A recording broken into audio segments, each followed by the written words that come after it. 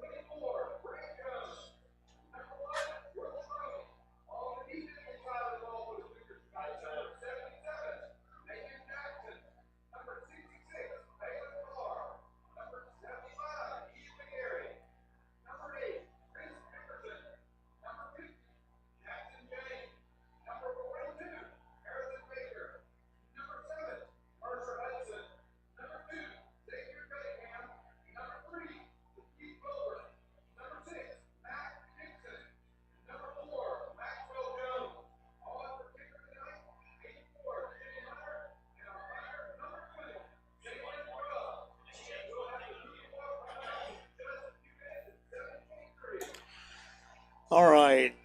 Level check, audio check. The Cougars and the Patriots. Brookstone against Strong Rock at Max Strong Stadium, Brookstone School in Columbus, Georgia. 10, 9, 8, 7, 6, 5. 1, 2, 3, 4. Check, check, check. 1, 2, 1, 2, 3.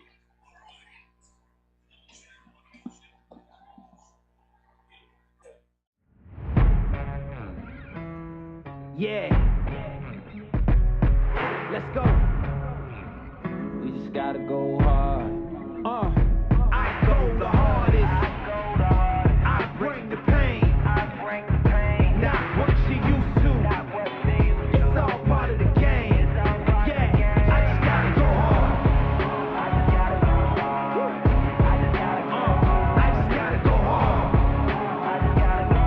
Go hard. Go hard.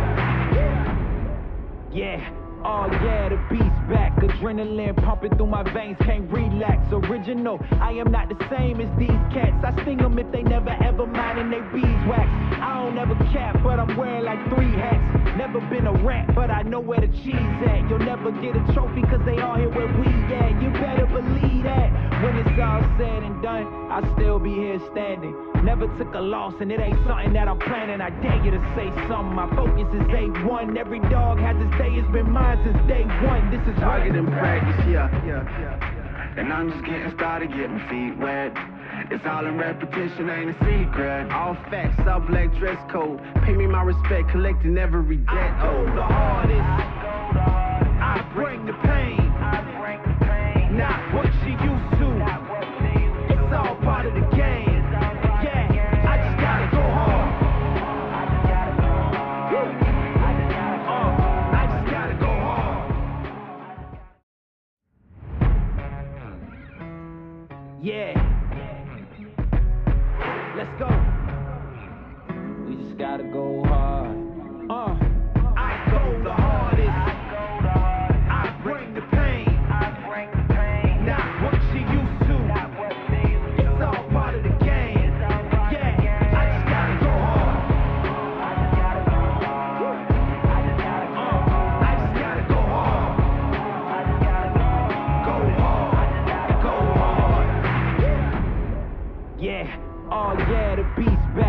adrenaline pumping through my veins, can't relax. Original, I am not the same as these cats. I sting them if they never ever mind and they beeswax. I don't ever cap, but I'm wearing like 3 hats. Never been a rat, but I know where the cheese at. You'll never get a trophy cause they all here where we at. You better believe that. When it's all said and done, I'll still be here standing. Never took a loss and it ain't something that I'm planning. I dare you to say something. My focus is A1. Every dog has its day, it's been mine since day one. This is Target in practice, yeah. And I'm just getting started, getting feet wet. It's all in repetition, ain't a secret. All facts, sub-black dress code. Pay me my respect, collecting every debt. I go the hardest. I bring the pain. Not what you used to. It's all part of the game. Yeah, I just gotta go hard. I just gotta go hard. Yeah. Let's go. We just gotta go hard. I go the hardest. I bring the pain. Not what you used to. It's all part of the game. Yeah, I just gotta go hard. I just gotta go hard.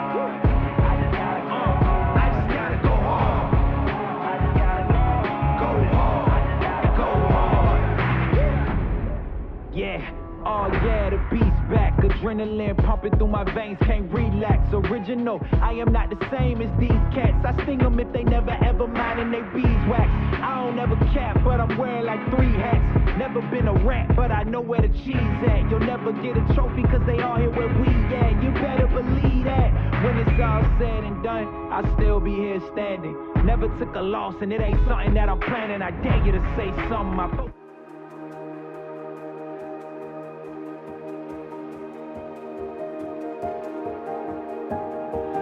There's something different about this place. It's not even just the academics, but the space outside of the academics, right? Where you have the ability to grow leaders, to grow people of character. You can see it when you walk in the halls and you hear teachers talking to students or you hear students talking to teachers.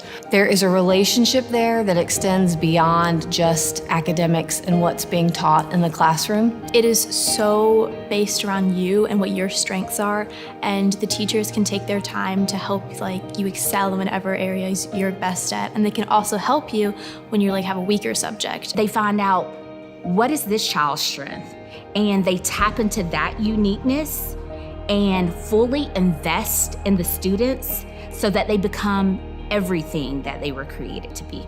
They get to be a part of a whole school community where they are interacting with older students, interacting with different faculty members. They get to be part of Blue and White Day and these are larger events like the one-act play. And there's just this sense that you're part of something larger, and that ties in with something Brookstone is very deliberate about, which is wanting to really deeply investing in education of the whole child. You get this sense of freedom and the sense of the opportunity to be yourself and do what you're really passionate about, because everybody is going to be supporting you from all angles. To be someplace where it's cool to be curious and it's cool to want to learn, and that there's so much excitement in that. Everyone is so friendly here, and especially starting with the faculty. They want nothing more than the best for you and to support you in every way, and it really feels like a family. They're there to help you with anything going on with life, with sports, outside of their classroom. They're always there, their door's always open. And I think it's just the friendliest group of people in the world, and it really does feel like a family for sure. Students get to be more than just an athlete. They get to be an athlete and the lead in the play, or they get to really dive into leadership skills, and they get to learn how to speak in front of other people and carry themselves, and they learn confidence. There's so many things that Brookstone offers a student. What more can you say? That's why Brookstone.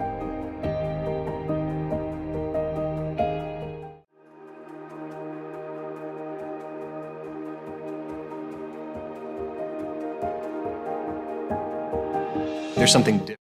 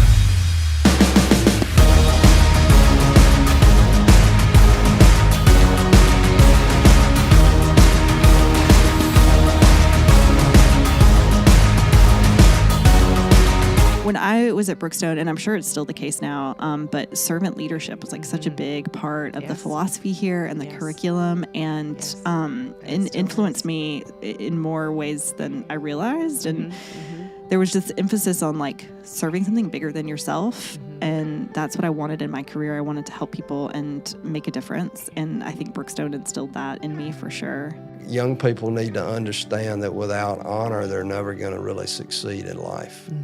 You have to be somebody that people can count on. You have to be somebody that people can rely on. You don't have to be the smartest guy or girl in the room. You don't have to be the best person around. You don't have to be the best at whatever it is you're studying or you're doing. But if you are somebody that people can rely on and they can count on your word and count on you to do what you say you're going to do, you're going to be a success in life. And people are going to want to associate with you. People are going to want to hire you. Businesses are going to want to hire you. Yes. And they're looking for people who fit that mold. You know, I really don't know that I can pinpoint any memory because it's just the whole environment. And it was so important for me to be able to send my kids here. And a lot of times when I pick up my kids, I'm like, look at this campus. Look how lucky you are. I mean, it's such a community that's still, to this day, I mean, it's just the experience of Brookstone in itself. The teachers, it's just so personable. It's a family, and it's just the environment I wanted my kids to learn, thrive, and grow up in.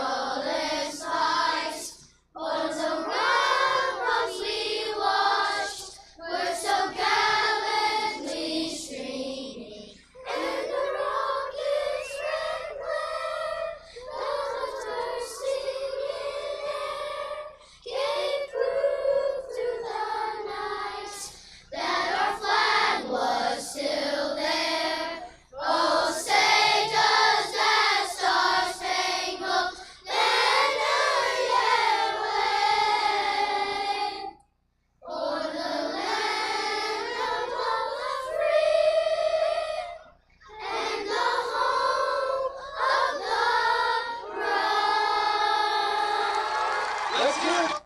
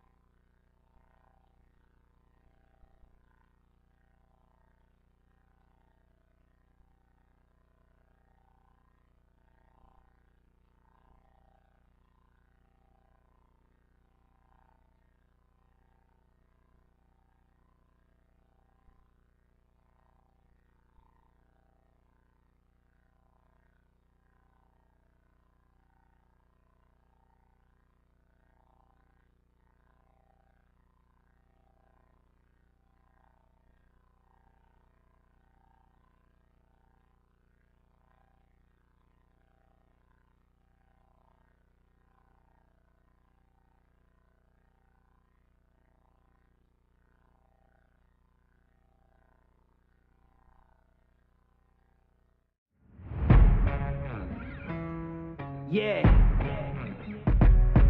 Let's go. We just gotta go hard.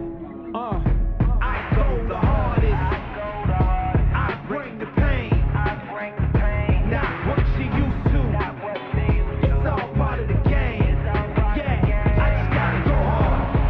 I just gotta go hard.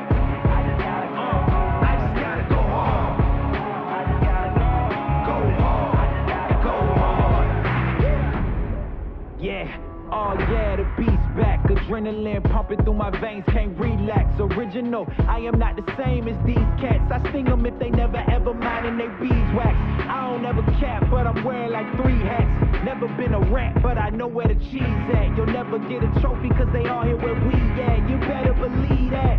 When it's all said and done, I'll still be here standing. Never took a loss and it ain't something that I'm planning. I dare you to say something. My focus is A1. Every dog has his day. It's been mine since day one. This is target in practice, yeah. And I'm just getting started, getting feet wet. It's all in repetition, ain't a secret. All facts, sub-leg dress code. Pay me my respect, collecting every debt. I go the hardest. I bring the pain. Not what you used to. It's all part of the game. Yeah, I just gotta go hard. I just gotta go hard.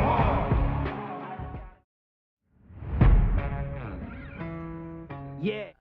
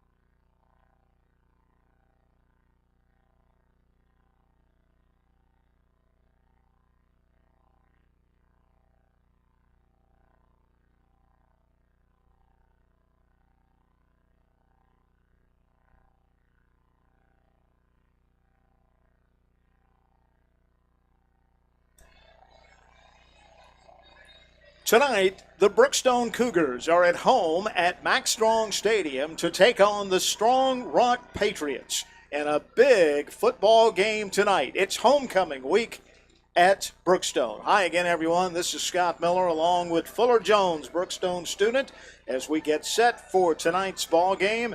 And homecoming week is always an exciting one, but a big football game that has postseason implications. Yes, sir, it does. Both teams coming in hungry for a playoff spot.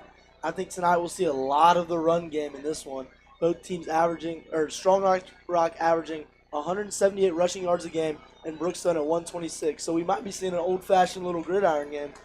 Bennett Counts is our producer-director tonight. Micah will be handling the camera of the high angle for us, another Brookstone student. And Fuller has a look at our starting lineups tonight. At center for the Cougs, number 75, Ian McGarry. Right guard, number 71, Sam Tote. Left guard, number 50, Jackson James. Right tackle, number 72, Ezra Horde. Left tackle, number 60, Holt Young. Tight end, number 8, Chris Vickerson. Wide receiver, number 81, Swift Branch. Wide receiver, number 3, Jakeith Tolbert. Wide receiver, number 4, Maxwell Jones. Running back, number 23, Lane Cannon. Running back, number 24, Gray Jones. And at quarterback, number 1, Brooks Roney. On the defense, the nose tackle is Macon Jackson, number 77. Defensive tackle, number 66, Balin Carr. Defensive end, number 75, Ian McGarry. The jack is number 8, Chris Vickerson. The Mike linebacker is number 50, Jackson James. The will linebacker is number 42, Harrison Baker. The star safety is number 7, Mercer Hudson. The corner, number 2, Xavier Cunningham. The corner, number 3, Jakeith Tolbert. Free safety, number 6, Mac Dixon.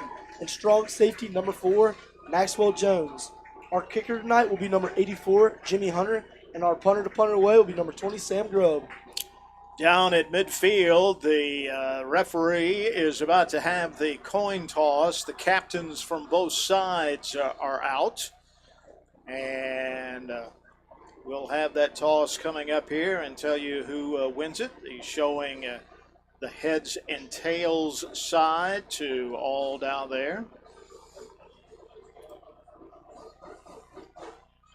And ready to flip. And there we go. Let's see who wins the toss. Coin rolled about 5 yards. Good flip. And Brookstone wins the toss and will defer to the second half.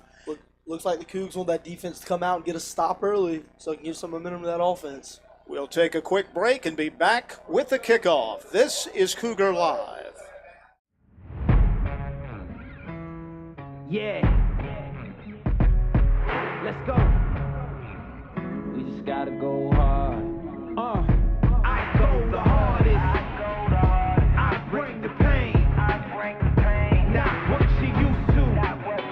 It's all part of the game. Yeah. I just gotta go hard. I just gotta go hard. I just gotta go hard.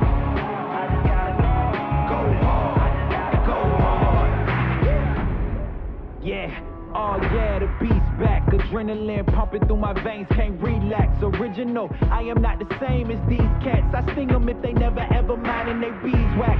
I don't ever cap, but I'm wearing like 3 hats. Never been a rat, but I know where the cheese at. You'll never get a trophy cause they all here where we at. You better believe that. When it's all said and done, I'll still be here standing. Never took a loss and it ain't something that I'm planning. I dare you to say something. My focus is A1. Every dog has its day. It's been mine since day one. This is target in practice. Yeah. Scott Miller, Fuller Jones back at Max Strong Stadium. We're about ready for the kickoff. The Cougars are 4-4, 1-1 in region play. And, of course, the head coach is Rance Gillespie. Myron Jackson is the head coach for the Patriots. They are 7-2 and 2-1. Brookstone comes out all in black. Blue numbers trimmed in white. 2 receivers dropping back deep for the Patriots. And Jimmy Hunter will get set to kick. Jimmy routinely puts them into the end zone, which means no run back. Let's see what he does here. Unless he's trying to pooch it to keep away from a dangerous return man.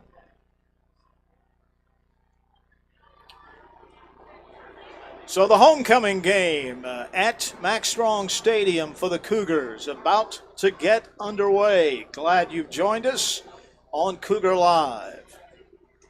Big game right here for the Cougars as they want some momentum right before the playoffs. This would be a huge game to start that stepping stone. They've won 2 in a row. One more regular season game after tonight. That is also a home game next Friday against Heritage. All right, awaiting the signal from the official. There it is. The Cougars spread out. Jimmy's ready. The Cougar fans are ready. And we are underway. And that kick is a boomer. One hopper out of the back of the end zone. Here comes Strong Rock offense, led by number 7, Jake Johnson at number 2, Andrew Reed at quarterback, averaging about 90 passing yards per game. As I said before, Strong Rock loves running the ball. We'll see what they can do with that tonight against this Cougar defense. That Cougar defensive line and the linebackers have been really stout in the last couple of games. One receiver splits wide to the right. Everybody else is in tight. The quarterback is under the center. 2 backs in the backfield. They shift a couple of guys to the right. And he's going to hand off to the running back, and he's trying to get to the edge. He cannot do it. He gets only a yard at the most. Number 4, Maxwell Jones on the tackle, having a vital game for the Cougars last week, being all over both sides of the ball. We'll see what his explosiveness can do for him tonight. And with Stansel with the carry. So second down. About 9.5. One receiver split wide to the left. Everybody else in tight. Quarterback underneath the center. Going to hand to the same back again. And he's pushing, but he's brought down after a gain of only a couple of yards. Nothing doing against that defensive line and the linebackers again.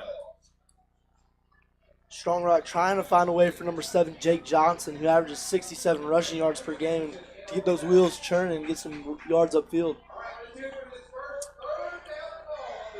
3rd and 5. Again, the quarterback Reed is underneath the center. Wide receiver split to the left. I backfield, going to hand to the tailback. He's got a big hole, and he bursts through it for a first down out to the 35-yard line. That's Jake Johnson again. What a run by Jake Johnson, being very patient and finding that hole, waiting for that hole to open up. You see a lot of NFL running backs like Najee Harris and Ramondre Stevenson just really have patient feet and wait for that hole to come to them to get those extra yards. That's a good pickup, Fuller. That hole did open late, and he was patient and ready for it. I formation again, quarterback under the center, receiver wide to the right. He's going to roll to pass for the first time. He's being chased, and he's just going to have to throw it out of bounds as Mercer Hudson was hot in pursuit. Strong Rock wants any advice? I'd be very aware of number 7 on that defensive side of the field tonight. Mercer Hudson, linebacker, has had a great year. So second down and 10, just underway, 10-18 left here in the first quarter. First possession of the game. 3 receivers to the right, so trips to the right, 1 to the left, a lone running back in the shotgun this time. He throws out and it's too high, intended out in the flat for Jai Jones. Just an overthrown pass right there. Maybe Andrew Reed is really starting to feel this Cougar defensive line and what they're really trying to stand for tonight. So it's got a 3rd and 10 now. Let's see what Strong Rock comes up with. On a 3rd and 5, they ran off tackle and opened a big hole and got the first down. This is 3rd and 10, however. Trips to the right, single man to the left. Shotgun. One back to his right. Going to hand off to him. Oh, and he is hammered right up the Fumble, middle. the ball's out. Loose on the ground. I think it's picked up by that Cougar defense. And the Cougars have it. What a hit to cause the fumble by Harrison Baker. Harrison Baker doing that peanut punch right when he met him right at the line. What a play by the sophomore. And the Cougars will take over there on the turnover. And here comes the Cougar offense, led by number 1, Brooks Roney, with that dual back approach. You see a lot of NFL teams like the Packers, the Texans run this approach, and it is very successful. Lane Cannon having 8 rushing touchdowns on the season, and Gray Jones having 5. It's really fun to see what this backfield can do for the Cougs. First down at Strong Rock's 36. Trips to the left. Brooks is going to throw out into the flat. And driving, still on his feet, running away from people. Down to about the 16-yard line is Jakeith Tolbert. What a run by Jakeith Tolbert, just taking defenders with him. Jakeith showing off that speed and what he can do for this Cougar offense from passes from Brooks Roney. Yards after the catch there for sure. Just threw it out right out in the flat, and Keith did the rest. 2 receivers to the left, 1 to the right. 1 running back. Ray Jones in motion now. He sets to give him 2 running backs next to Brooks in the shotgun. Roney's going to hand it off to Gray. He busts through to about the 5-yard line. Man, it is so exciting to see Lane Cannon just be able to blast off when that ball is given to him. His footwork is so well. He's running downhill once he touches that ball. So Lane Cannon with the run, and a great run indeed.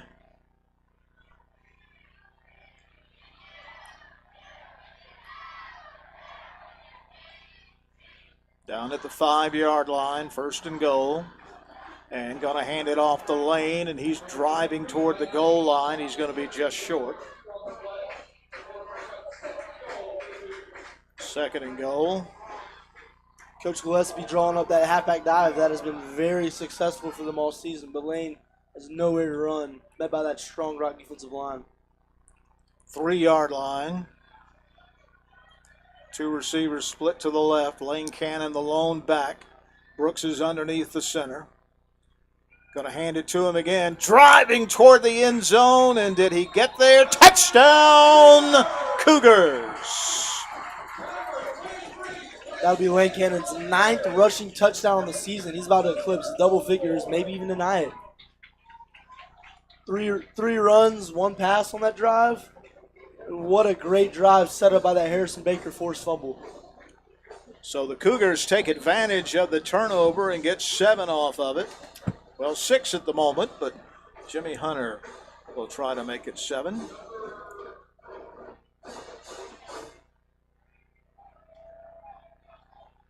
He's ready. And we've got a whistle.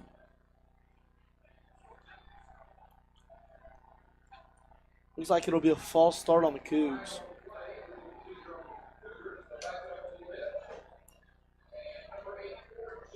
So they'll back it up 5 yards. Should be no problem for Jimmy Hunter. This is like a punt for him. Gray Jones is the holder. Fuller's little brother. Snap is back. The hold is down. The kick is up. And the kick is good. So Lane Cannon with a 3-yard run after the Cougars get the turnover. And Brookstone's on top, 7-0. We'll be back.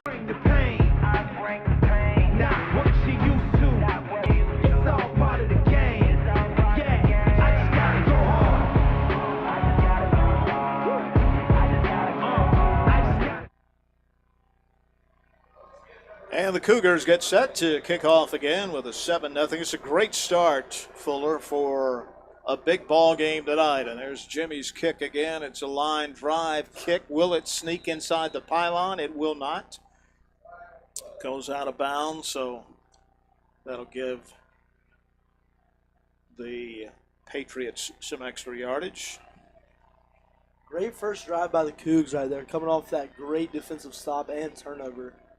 I love to see that. Would love to see some more of that tonight.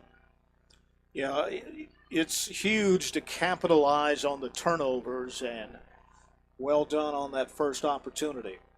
So instead of the 20, they get it out to the 35. Trips to the right, single man split to the left. Shotgun, one back in the backfield. Going to hand it off to him, and he slips right as he gets it, and he is hammered down there after a gain of about 2.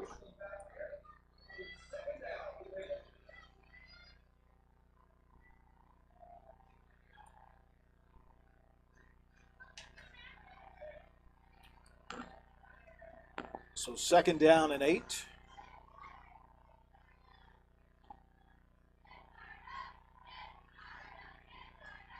Two receivers split to the right this time. Everybody else in tight.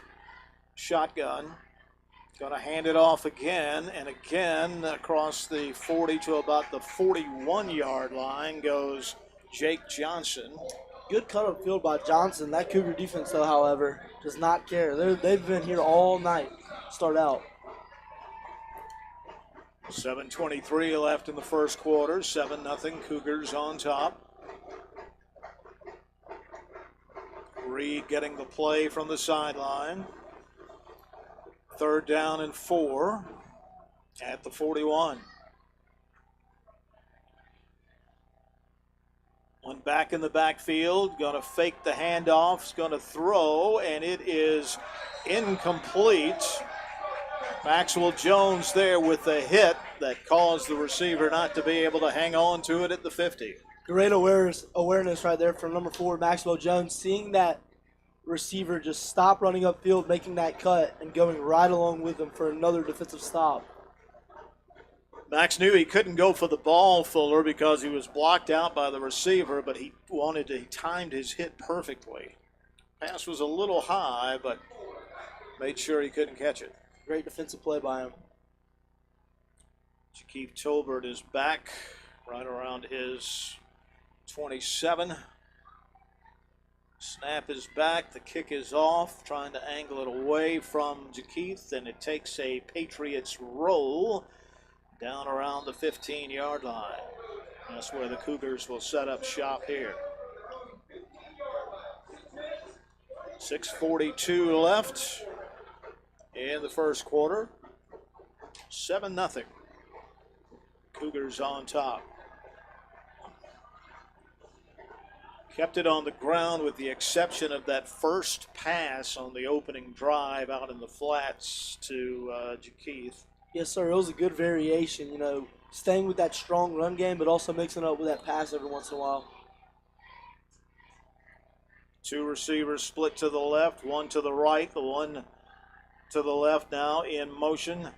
Going to hand it off to Lane Cannon again. He's got 5, he's got 10, he's got a first down up to the 29-yard line. The way Lane Cannon runs, it's like he hates the ground. He hates the ground. He's chopping his feet so hard. What a run by Lane Cannon, though, showing that it takes more than one defender to take him down.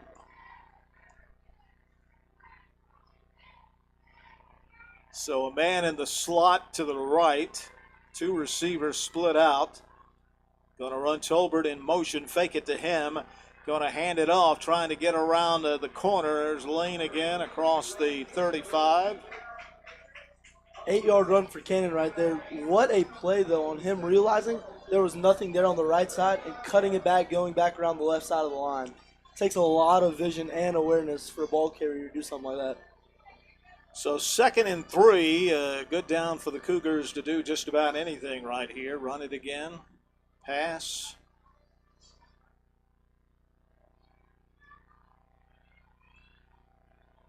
Chris Vickerson in motion, comes set now. They will throw it to Jakeith Tolbert out in the flat. He dodges one man, trying to get by another one, and he does, but a flag is down as he has the first down around the 40, but a flag is down in a bad spot for the Cougars. Holding. Blocking the back on the Cougs, I believe it was either Swift Branch or Maxwell Jones on it.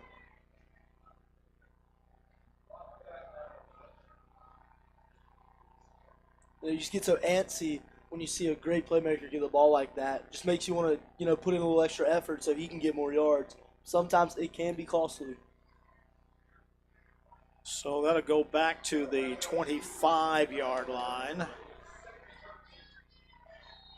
Instead of 2nd and 3, it's 2nd and 13. Trips to the left. One man in the backfield, that's motion. So that'll back him up another 5 yards. That'll pin the Cougs a lot farther back away from that first down marker originally where it was. So 2nd down and 18, I believe. Math is not my strong suit, one of the reasons I have this job. Neither is mine. Uh-oh, we are in trouble then.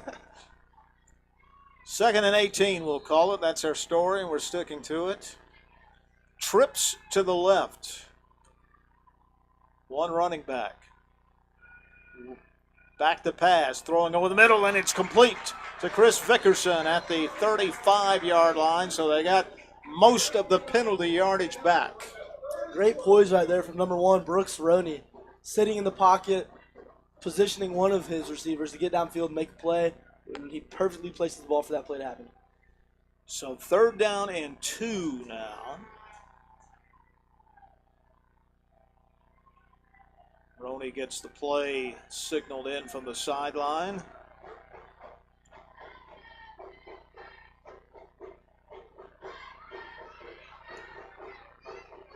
Vickerson in the slot to the left, receiver to the left, one receiver to the right. Underneath the center, I formation, going to hand it off to the tailback, driving toward that first down, and it depends on the mark. Going to be close. I think the guy on the far side marks it as a first down, and it is.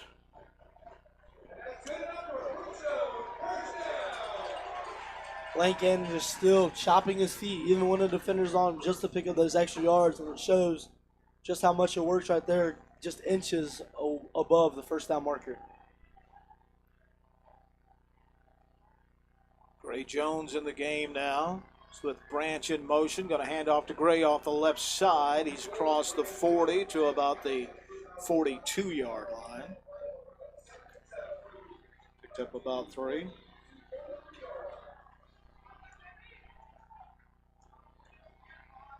Gray having 4 rushing touchdowns and 1 receiving touchdowns on the season, being that little brother running back to Lane Cannon. Gray still in the backfield. He's on the right shoulder of Brooks. He's going to flip it out to Gray, trying to get around the edge, and he does. Driving to the 50, across the 50 for the first down, and here come the offensive linemen to push him a little further down to about the 46. Great run right there by Gray Jones. Brookstown running backs just love cutting it upfield, and it proves efficient here in all these situations they've been in. And I love how the offensive linemen, 3 of them, hurry down to give them a little tush push to get to the 46.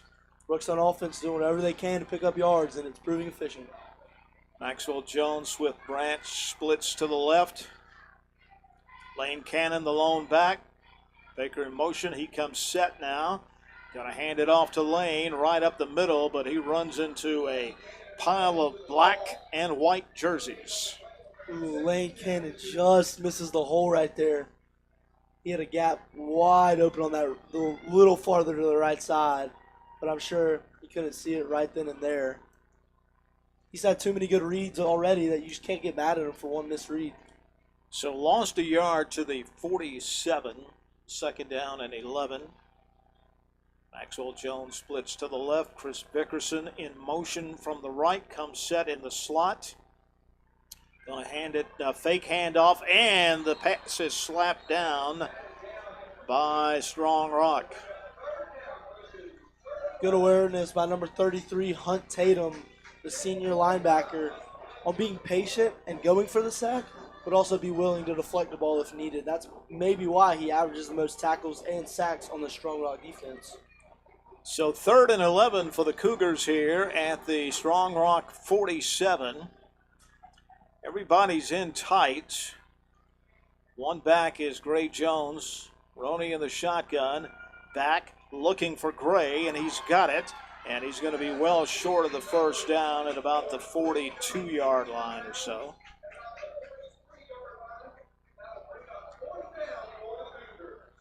And they will mark it at the 42. Let's see what Coach Gillespie wants to do here. Looks like they're going to go for it here. Early call from Coach Gillespie right here to maybe just run away with the momentum. 4th and 6. One back, Gray Jones.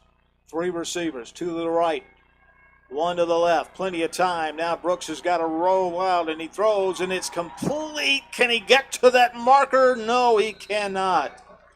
Great effort over there by Maxwell Jones, but he just couldn't quite get there. Maxwell Jones got swarmed by Strong Rock defenders there. Pretty hard to pick up yards in that situation. Great play call, though.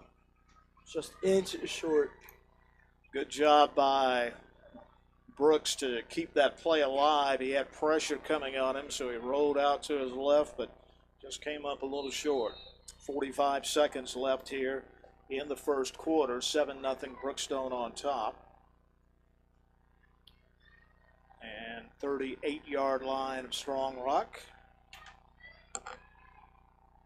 Everybody's in tight. 1 wide receiver to the right. Going to flip to the running back, trying to get to the edge, and he is eaten up after a gain of just a yard or 2. Swarmed by Brookstone defenders. Little wing T formation taking us back to the 60s, 80s, man. 60s, 70s, 80s. 25 seconds left in the first quarter. The Patriots do not have to get a play off, and it looks like they do not want to. But the quarterback still standing on the side. So that will bring us to the end of the first quarter, and the Brookstone Cougars on top of the Strong Rock Patriots 7-0 on Cougar Live.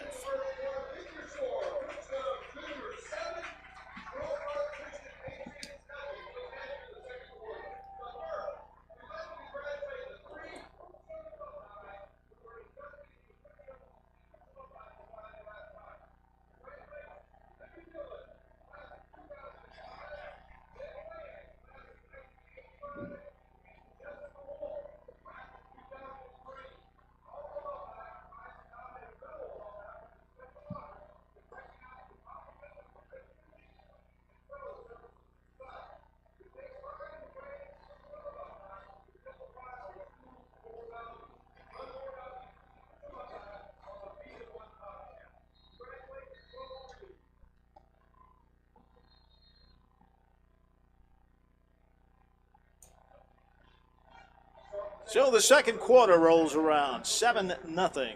Cougars on top. Scott Miller and Fuller Jones with us. There's that wing T formation again. Everybody in tight but 1 receiver. They're going to run it back to the left and hand off to the up back, and he gets maybe a yard out of it. Number 66, Balin Carr with the initial hit. I don't know if Strong Rock's going to be able to keep running a wing T like this. Let's see what formation they come out in now. 3rd down and 9. Back, well, wing T again. 1 back. And they try a reverse handoff, and he is caught in the backfield, and a sack for Mercer Hudson. What a play read by Mercer Hudson. Coming screaming off the edge right there. Feels like a war right now for Strong Rock to try to get any yards. Only 1 first down for them so far. So back to the 33-yard line. And 4th and long. Keith Tolbert back to his 35. They might have to scrap that wing T. They might have to. Go back to the playbook, look for something else that'll work. The kick is almost blocked, and he got the punter instead. Jakeith is going to make it up to the 42, down to the 42-yard line of Brookstone, but going to be roughing the punter. And he almost got it. So close for Mercer Hudson.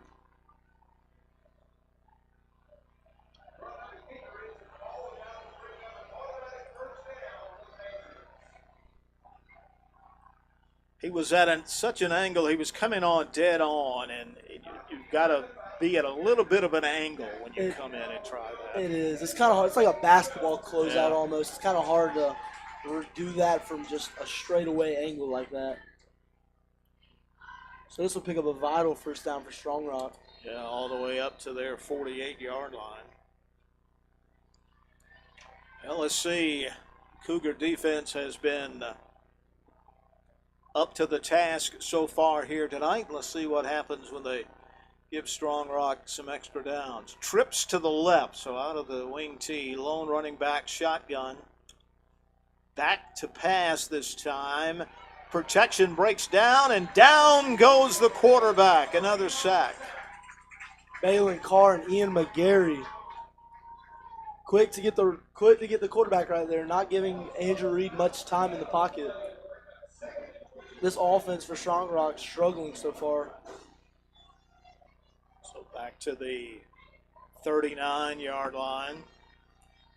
Reed's going to have to, if they want to have any success in the passing game, he's going to have to get that pass off quicker because he is facing a big rush. Two receivers to the left and the right.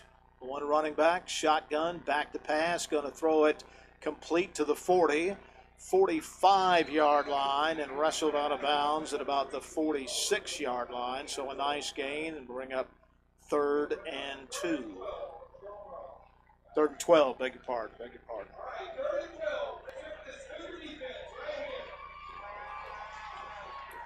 See what Strong Rock can do here. Very interested to see what play they're going to come out in. They've really had to scratch their running game so far. They've been backed up so far, and their running game is their most efficient part of their offense.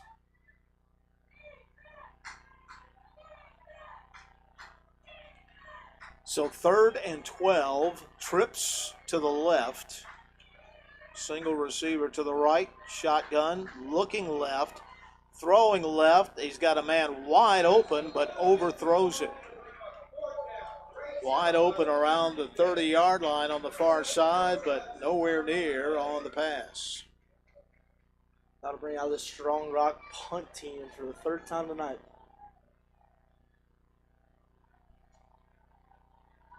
Keith Tolbert will go back again. Let's see if the block is on or the return this time. Keep standing at about his 25.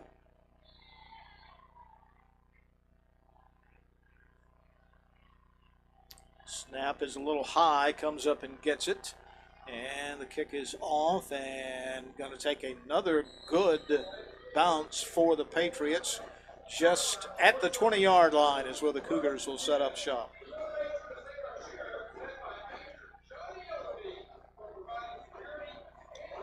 Still just 7-0. Cougars scored on their first possession after coming up with a fumble in Strong Rock territory.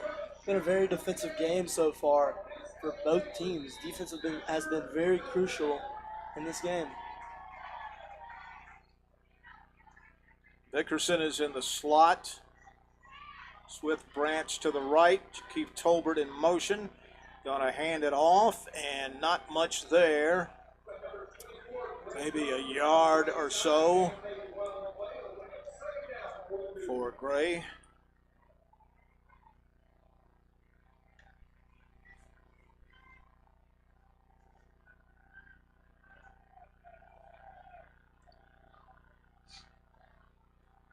Looks like they're going with a 2 running back approach right here. Yep, got Lane and Gray both in the backfield. Going to put Lane, Lane went to the slot. Now he's going to come over to the they're motioning right now. Right slot, and he'll motion back. And that Gray goes in motion to the left, throwing long for Maxwell Jones and overthrows him. Just overthrown. Would have been nothing stopping him right there except grass. Maxwell had 2 steps on the defender, but ball just a little overthrown right around the 45-yard line of Strong Rock. Good play call. I was interested. I thought they were going to do this little peak zone bubble that they've been sticking to a lot through the season with those 2 running backs. Set one in motion, neither run or do the screen, but what a shot downfield by Roney. Just missed. So 3rd and 8. Roney back to pass. Going to throw that bubble screen and to Lane Cannon, and he only gets a couple of yards, and it's going to be 4th and 5.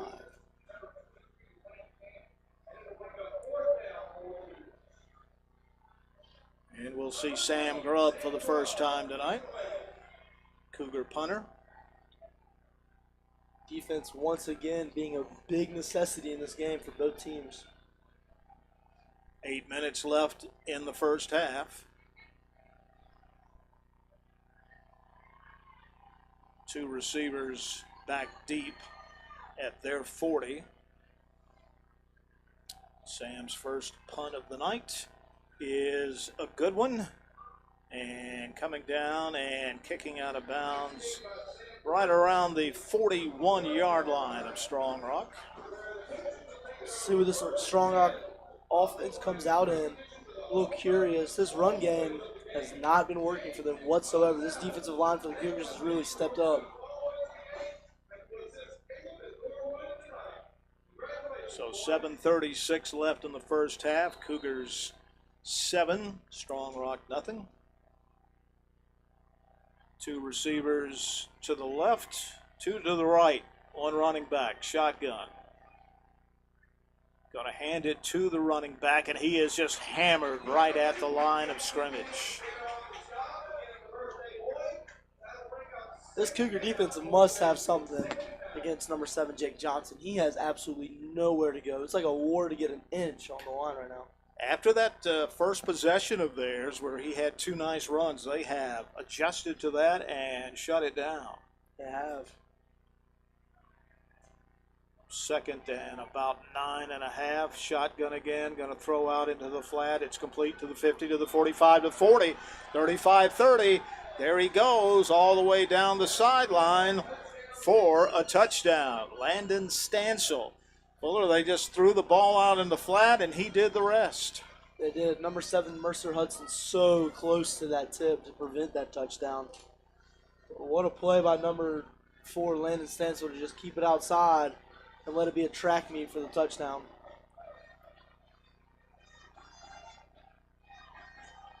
So the extra point attempt coming up. That was a 59-yard touchdown pass. This to tie the game. Kick is blocked. But I thought I heard a whistle before. Yep, I did. Offside against Brookstone. Well, that hurts. Looks like the Patriots will stay in the field goal formation even though they're now very close to the goal line. Well, he had no air on that ball at all. It was a line drive. Let's see if the Cougars can get a hand on this one as well. This one is up, and this one is good. And we're all tied at 7 with 6:50 to play in the first half. This is Cougar Live.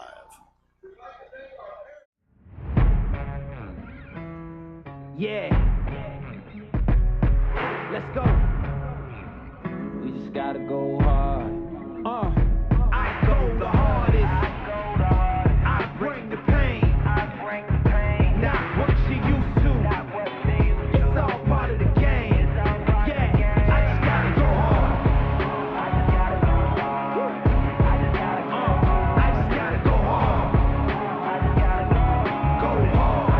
Go hard. Little surprised right there by that decision from Strong Rock's coach to not go for 2 there. Cougs with the offside put them all the way on the 1-yard line. And it's been a really defensive game. It's been a struggle to get points. So I'm a little surprised they didn't go for 2 and just risk a little bit just to get in the lead. He may have been thinking it's been tough to get even a single yard sometimes. So a roll of the dice, but he decides to go the extra point way and ties it up. So let's see if the Cougars can answer here. They've done nothing offensively since that very good opening drive on the short field. And the kick End over end, coming down to the 20, to the 25-yard line. Across the 30 is Swift Branch, and that's where the Cougars will set up shop there. Swift Branch doing some tap dancing to get some little extra yards there. Great footwork and great just swerving around defenders right there for a couple. Looks like he's ready for the homecoming dance tomorrow, huh? He is. I am as well. You're excited about that, huh? That's going to be a great time. Yes, sir. Yeah, it always is. I hope everybody has a great time. Well, we need the football team to put everybody in the right mood, don't we? Oh, we do. That's a necessity right there. See if we can get the Cougars cranked up here. Chris Vickerson in motion. He comes set now. Brooks is going to hand it off. What a spin move! 40, 45, 50, down to the 45-yard line. Lane Cannon with a great spin move that the defender just jumped right out of his cleats trying to get him, and he missed it. A little cyclone move right there. It's like a little, he's spun around. What a move by Lane Cannon, though, evading defenders. Just using his best ability, being evasive, it's unreal. Like, I've never seen much like this. 25-yard run for Lane. He gets a breather now, and Gray Jones is in the backfield. And now they're going to go Wildcat with Brooks Roney splitting out to the right. Jakeith Tolbert in motion, fakes to him. Gray's going to keep it. He is across the 40 to about the 39-yard line. Good play call, just giving Strong Rock different looks right there from the offense. Keep them on their toes. So down to the 39, second down and 4. 5:47 left in the first half, 7-7 game. Brooks is underneath the center, 2 receivers to the right, 1 to the left. Ray Jones, the lone back, about 5 yards deep behind him. Gonna hand it off to Gray. He's got the first down and more across the 30, and they're gonna mark it right at the 30-yard line. Cougar offense just showing how much that run game really is a part of their offense. It's the whole thing almost. Very vital part on how they move the chains. So 1st and 10 at Strong Rock's 30. Maxwell Jones with Branch split to the left. Lane Cannon's back in there, the lone back deep in the backfield. Brooks under center, going to hand it to Lane. Lane dragging a man across the 25. Gained about 5. Second down and 5. I like when the backs are about 5 yards deep. That gives them a chance, I think, to see the holes developing.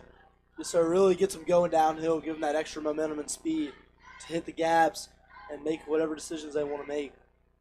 2 receivers to the right, 1 to the left. 1 back, going to hand it off to Lane again, bursting through across the 20. Another first down to about the 16.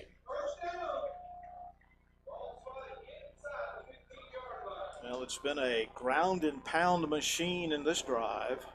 It is. It's a classic gridiron game of what we're seeing. Brooks gets the play signaled in from the sideline. Maxwell Jones with Branch split to the left. 1 back is Gray Jones. Going to hand it off to him off the left side, trying to get outside. He's at the 10, driving toward the goal line. There's a flag thrown. Face mask more than likely. Down to the 2-yard line is where Gray drug him. Almost like a picture of the Heisman. Gray Jones with that stiff arm. Just keep barreling forward and pushing that defender with him. I thought he was going to get in. Boy, he was close. He was pushing him down the field. Thought he was too. If it weren't for that face mask, I feel like he could have gotten in.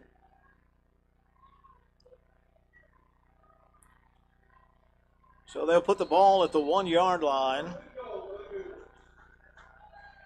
1st and goal at the 1. Lane Cannon, the lone back in the backfield. Brooks Roney underneath the center. Gonna hand it off to Lane. Touchdown, Cougars! That'll be a number 2 on the night for Lane Cannon. Lane Cannon is officially in double digits this season for rushing touchdowns. What a feat. That was an efficient offense on that drive. That was a great way of chewing clock as well. 3 minutes is good time to work with, but with Strong Rock, the way they do their offense, not a lot. Well, their one score is that one big play. They have not been able to drive the ball at all. Jimmy Hunter's set. Kick is up, and the kick is good. And the Cougars have taken a 14-7 lead with 3:34 to play in the first half. This is Cougar Live.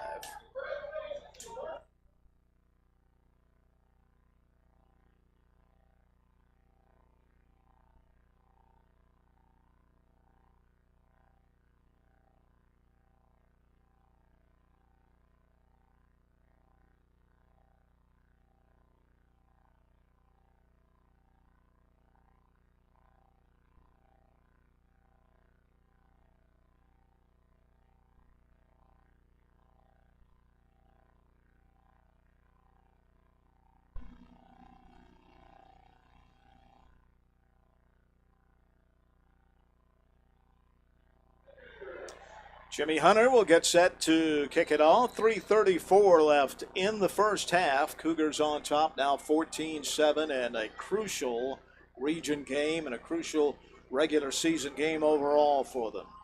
The kick is going to be short of the end zone this time, taken at the 5, the 10, the 15, trying to get outside, and he does.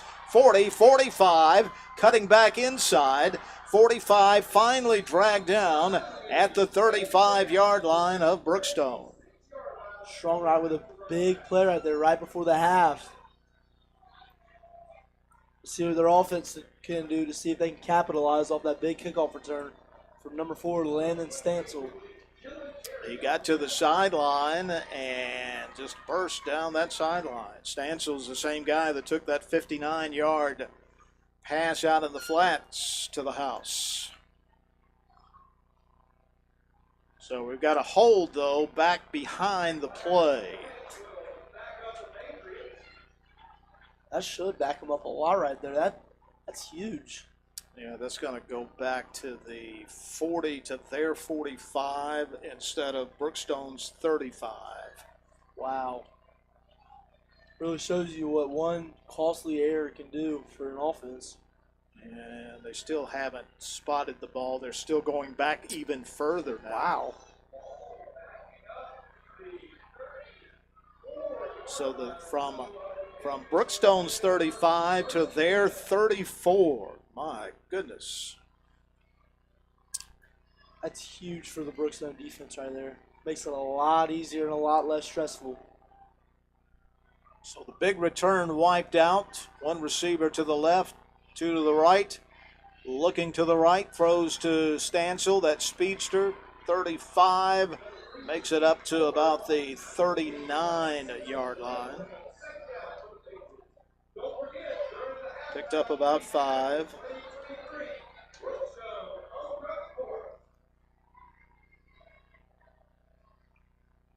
Stansel been the main factor in their offense, with Brookstone taking away Jake Johnson, not giving him much breathing room. Stansel splits out to the left. He's in the slot to the left. One back, quarterback in the shotgun. Going to hand it off to the running back, and he is again just eaten up right at the line of scrimmage. They'll give him forward progress to the line of scrimmage. I think Johnson expected to use his hand and come off his offensive lineman to the left, but really there was nowhere to go right there. It was just a great job by the Cougar defensive line. Getting a lot of hats on the ball.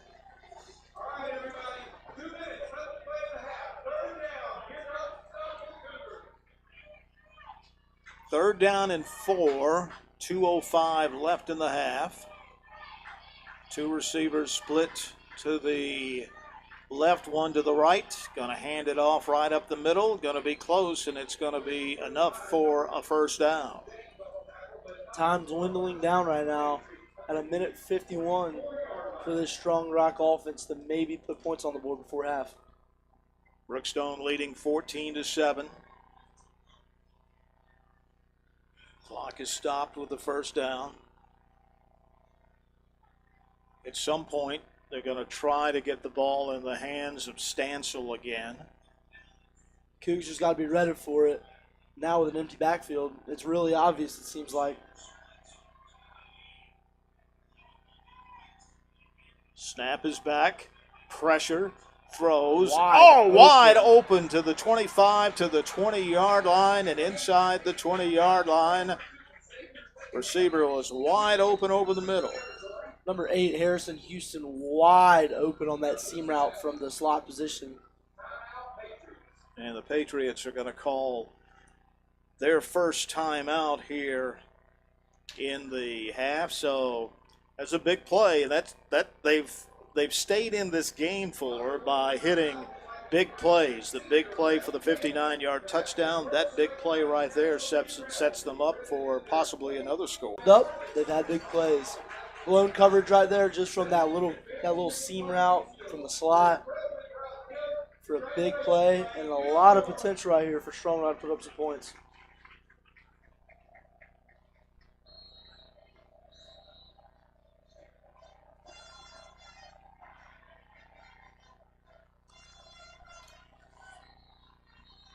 So the defense comes back out of the timeout huddle.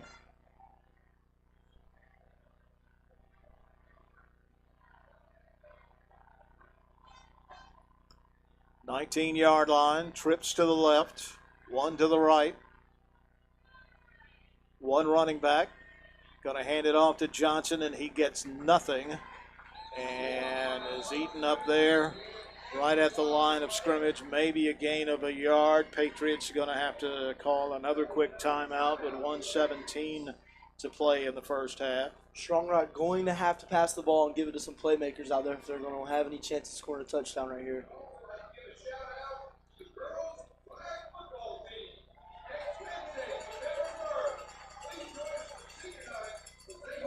Cheerleaders and the drum line doing a great job as always tonight for the Cougars.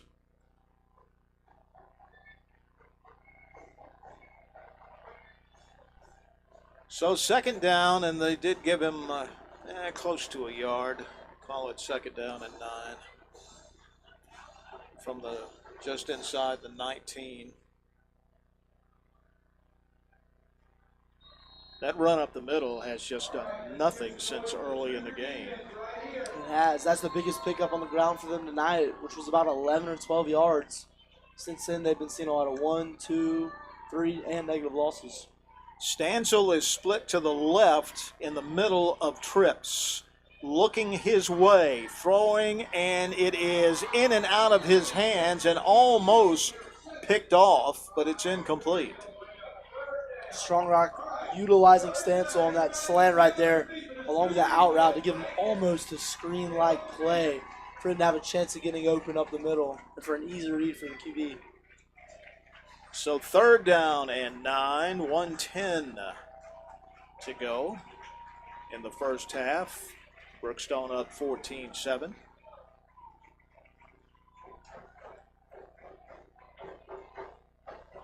Reed running in with the play. 9 seconds on the play clock. They've got to hurry. Stansel is split to the left again in the middle of trips. One receiver to the right, one back. Marshall Hudson blitzing, chasing him to the right, throws it away and out of bounds.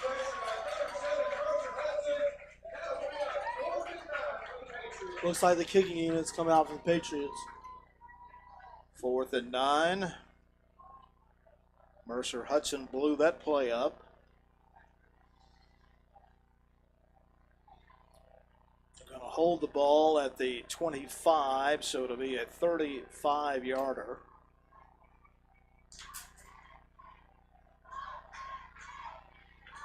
Snap is back. The kick is up. And the kick short is no good. I think it's short, yeah. So the Cougars will take over with 55 seconds remaining in the first half. Man, that's huge for Strong Rock, having an offensive play and just marching down the field, but couldn't capitalize. That could come back to the end of the game as a well looked at reason of how they could have lost. They had a first down at the 19-yard line. Now the Cougars will start at the 20 with 55 seconds to play in the first half, leading 14-7. Wonder if the Cougs will be fine with just letting the clock run out or go and try and put up some points. Comes a late offensive lineman into the game. Brooks is underneath the center. Going to hand it to Gray Jones, and he is upended after a short gain at the 23-yard line. Just picked up a toss right there. Wow. What a hit by number 44, William Mudge. So Gray comes out of the game. Lane Cannon checks in. Brooks has gone back into the shotgun now. Two receivers to the right, one to the left. And false start on the Cougs. False start. Little miscommunication between the snap count. Back it up 5 yards. Jakeith was a little anxious on that one.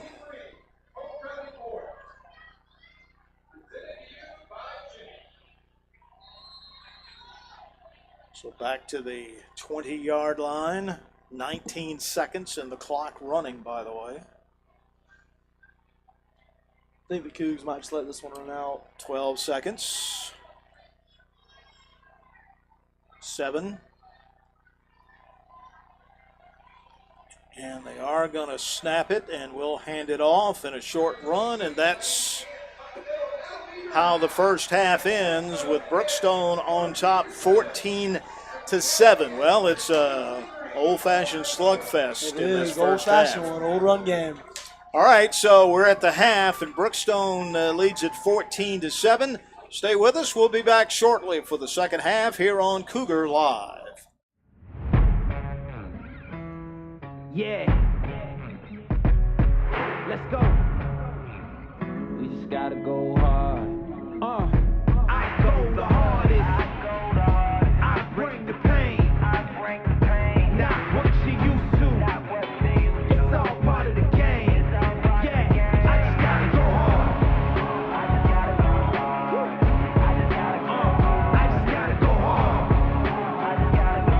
Go hard. Go hard.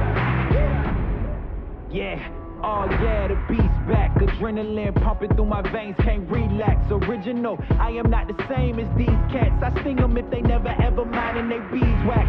I don't ever cap, but I'm wearing like 3 hats. Never been a rat, but I know where the cheese at. You'll never get a trophy cause they all here where we at. You better believe that. When it's all said and done, I'll still be here standing. Never took a loss and it ain't something that I'm planning. I dare you to say something. My focus is A1. Every dog has its day, it's been mine since day one. This is target in practice, yeah. And I'm just getting started, getting feet wet. It's all in repetition, ain't a secret. All facts, all black dress code. Pay me my respect, collecting every debt. I go the hardest. I bring the pain.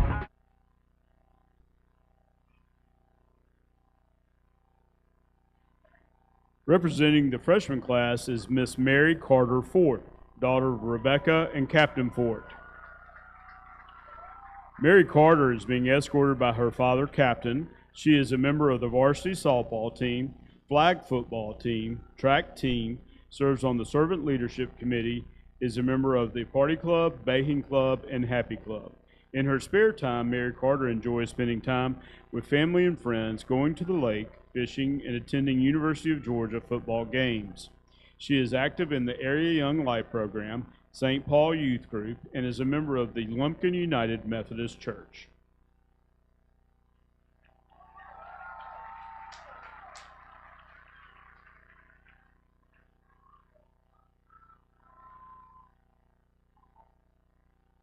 Representing the sophomore class is Miss Clara Kimberly Helton, daughter of Kim and Dr. Brett Helton. Clara is being escorted by her father, Brett. She is a member of the varsity competition and Spirit Cheer Team's varsity track program, Happy Club, and the Positive Minds Club. In her spare time, Clara enjoys participating in the Area Young Life program, volunteering with Young Lives, and is active at the Church of the Highlands.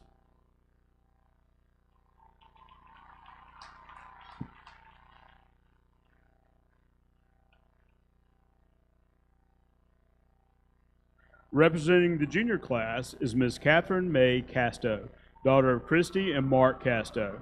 Katie is being escorted by her father, Mark. She is a member of the Region Champions Varsity Cross Country Team, Track and Field Team, Agricolga Club, Red Cross Club, Culinary Club, Positive Minds Club, and Happy Club, and Baking Club, Fellowship of Christian Athletes, and is a part of the Environmental Prefect. In her spare time, Katie enjoys volunteering at the Columbus Botanical Gardens, Columbus Dream Center, Mercy Med, Paws Humane, Piedmont Columbus Regional, the Food Mill, Winton Neighborhood Network, and Thrive at Green Island.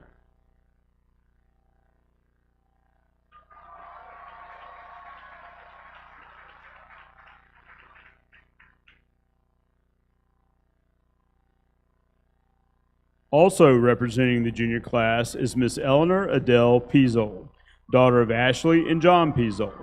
Eleanor is being escorted by her father, John. She is a member of the varsity cross country team, varsity tennis team, head of the pickleball club, serves the student life and servant leadership committees, is a member of the fire club, Positive Minds Club, and the Agricultural Club. In her spare time, Eleanor enjoys spending time with family and friends, babysitting, volunteering at the Boys and Girls Club, summer camp, and going on service trips.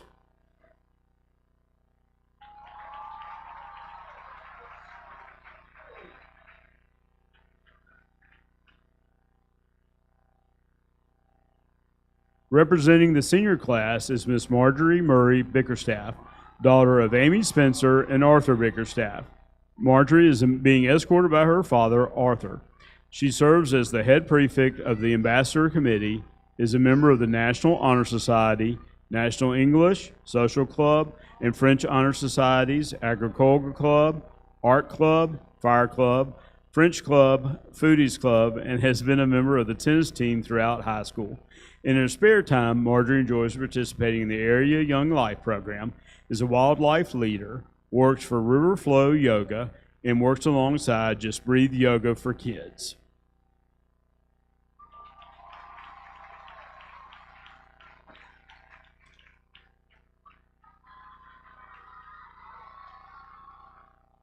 Also representing the senior class is Miss Lane Bowers Brown, daughter of Lynn Averett and Dustin Brown. Lane is being escorted by her father, Dustin. She is a member of the varsity competition and spirit cheer teams, varsity soccer team, art club, Agricola Club, French Club, National Honor Society, National French, English, Math, Science, and Social Studies Honor Societies. Serves on the Ambassador Committee, participates in the Seniors in the Classroom program, and is president of the Happy Club and the Crafting Club. In her spare time, Lane enjoys participating in the Area Young Life program.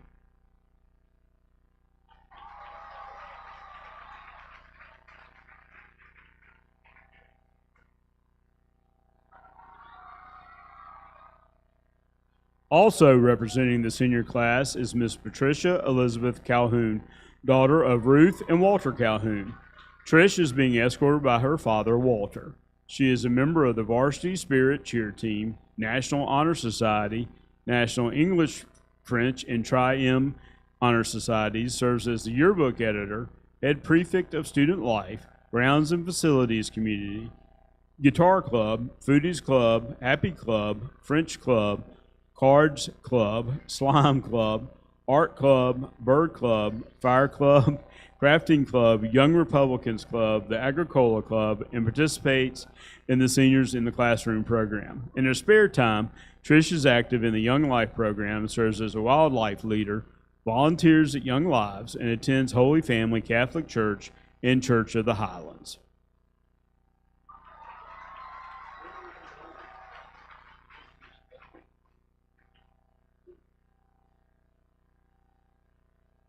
Also representing the senior class is Miss Mallory Hayes Tucker, daughter of Christy Tucker and Michael Tucker.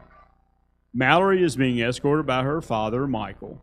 She is a member of both the flag football and tennis teams, National Honor Society, National Science, Art, French, English, and Rho Kappa Honor Societies, the Agricola Club, French Club, Party Club, Art Club, participates in the Seniors in the Classroom program, and serves as the head environmental prefect. In her spare time, Mallory enjoys participating in the Area Young Life program and playing tennis.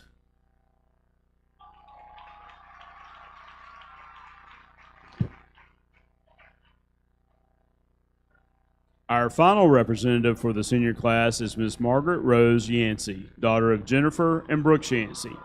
Maggie is being escorted by her father, Brooks. She is a member of the varsity volleyball and varsity basketball teams, head prefect of communications, president of the Red Cross Club, co-president of the Art Club, president of the National Science and Art Honor Societies, head of props for the Spring Musical, member of the literary team, Science Olympiad, and serves as editor of the school newsletter. In her spare time, Maggie enjoys scuba diving, reading, and working as a basketball coach for Nugget Sports Camp.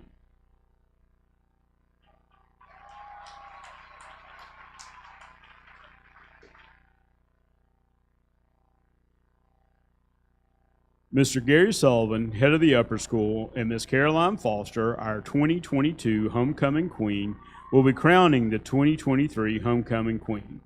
We would like to thank Caroline for returning home from Auburn University to be with us tonight.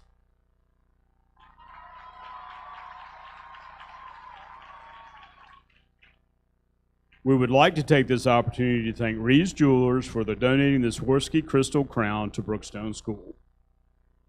Now, the 2023 Homecoming Queen is Miss Lane Brown.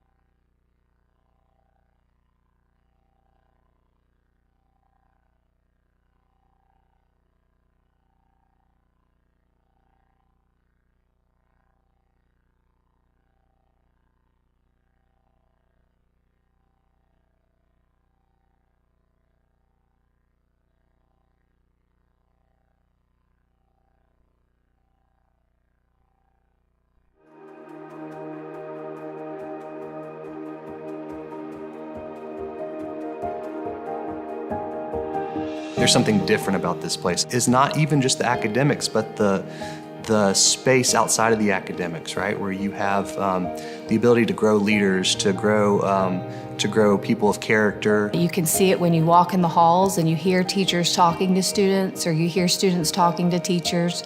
There is a relationship there that extends beyond just academics and what's being taught in the classroom. It is so based around you and what your strengths are, and the teachers can take their time to help you excel in whatever areas you're best at, and they can also help you when you have a weaker subject. They find out what is this child's strength, and they tap into that uniqueness and fully invest in the students so that they become everything that they were created to be.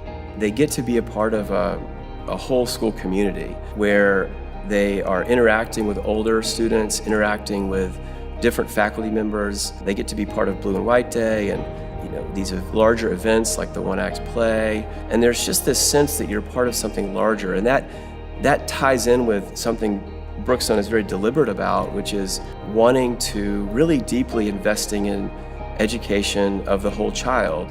You get this sense of freedom and the sense of the opportunity to be yourself and do what you're really passionate about, because everybody is going to be supporting you from all angles.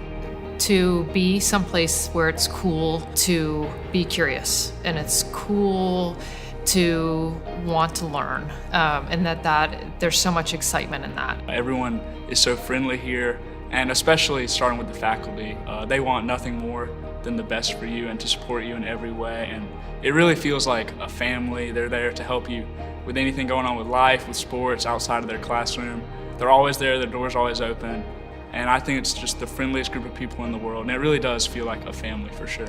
Students get to be more than just an athlete. They get to be an athlete and the lead in the play, or they get to really dive into leadership skills, and they get to learn how to speak in front of other people and carry themselves, and they learn confidence. There's so many things that Brookstone offers a student. What more can you say?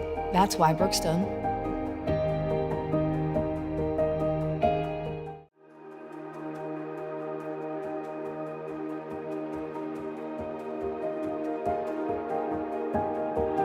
There's something different about this place. It's not even just the academics, but the space outside of the academics, right? Where you have the ability to grow leaders, to grow people of character. You can see it when you walk in the halls and you hear teachers talking to students, or you hear students talking to teachers. There is a relationship there that extends beyond just academics and what's being taught in the classroom. It is so based around you and what your strengths are, and the teachers can take their time to help you excel in whatever areas you're best at, and they can also help you when you have a weaker subject. They find out, what is this child's strength? And they tap into that uniqueness and fully invest in the students so that they become everything that they were created to be. They get to be a part of a whole school community where they are interacting with older students, interacting with different faculty members. They get to be part of Blue and White Day, and these are larger events like the one-act play. And there's just this sense that you're part of something larger, and that ties in with something Brookstone is very deliberate about, which is wanting to really deeply investing in education of the whole child. You get this sense of freedom and the sense of the opportunity to be yourself and do what you're really passionate about, because you know everybody is going to be supporting you from all angles. To be someplace where it's cool to be curious, and it's cool to want to learn, and that there's so much excitement in that. Everyone is so friendly here, and especially starting with the faculty. They want nothing more than the best for you and to support you in every way, and it really feels like a family. They're there to help you with anything going on with life, with sports, outside of their classroom. They're always there, their door's always open, and I think it's just the friendliest group of people in the world, and it really does feel like a family for sure. Students get to be more than just an athlete. They get to be an athlete and the lead in the play, or they get to really dive into leadership skills, and they get to learn how to speak in front of other people and carry themselves, and they learn confidence. There's so many things that Brookstone offers a student. What more can you say? That's why Brookstone.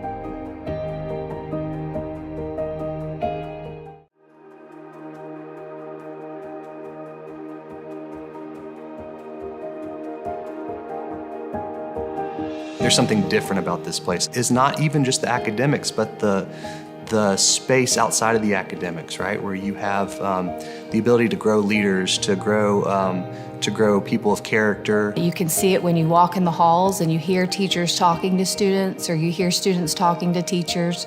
There is a relationship there that extends beyond just academics and what's being taught in the classroom. It is so based on weaker subject. They find out, what is this child's strength? And they tap into that uniqueness and fully invest in the students so that they become everything that they were created to be. They get to be a part of a whole school community where they are interacting with older students, interacting with different faculty members. They get to be part of Blue and White Day, and these are larger events like the one-act play. And there's just this sense that you're part of something larger, and that ties in with something Brookstone is very deliberate about, which is wanting to really deeply investing in education of the whole child. You get this sense of freedom and the sense of the opportunity to be yourself and do what you're really passionate about, because you know everybody is going to be supporting you from all angles. to be someplace where it's cool to be curious and it's cool to want to learn, and that there's so much excitement in that. Everyone is so friendly here, and especially starting with the faculty. They want nothing more than the best for you and to support you in every way, and it really feels like a family. They're there to help you with anything going on with life, with sports, outside of their classroom. They're always there, their door's always open, and I think it's just the friendliest group of people in the world, and it really does feel like a family for sure. Students get to be more than just an athlete. They get to be an athlete and the lead in the play, or they get to really dive into leadership skills, and they get to learn how to speak in front of other people and carry themselves, and they learn confidence. There's so many things that Brookstone offers a student. What more can you say? That's why Brookstone.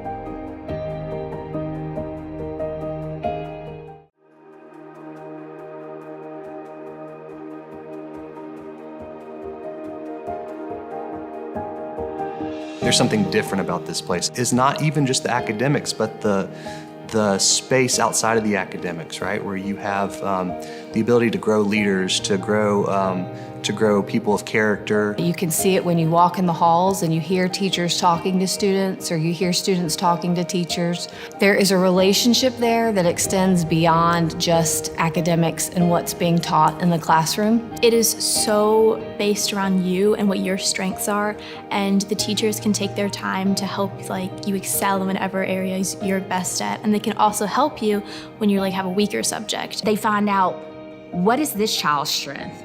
And they tap into that uniqueness and fully invest in the students so that they become everything that they were created to be. They get to be a part of a whole school community where they are interacting with older students, interacting with different faculty members. They get to be part of Blue and White Day and these larger events like the one-act play. And there's just this sense that you're part of something.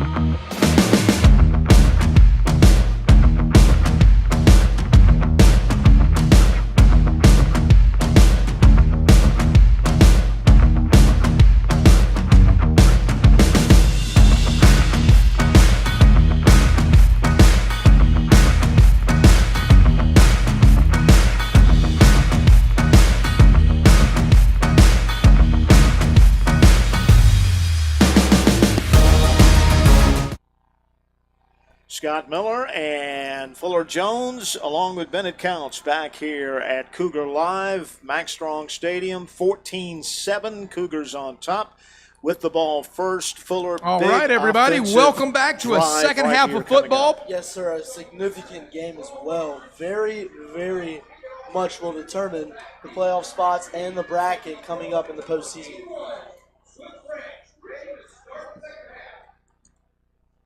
So the Cougars won the toss, deferred to the second half. Jakeith Tolbert, Swift Branch back.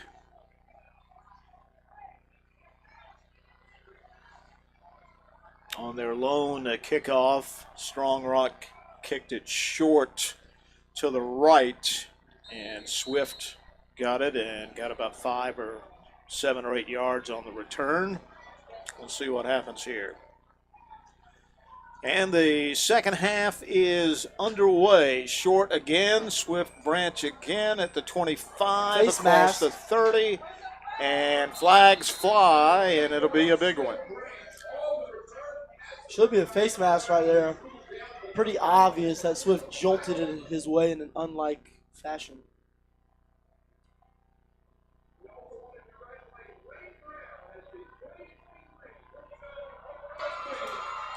So this will set up good field position for the Cougars to get this one started here.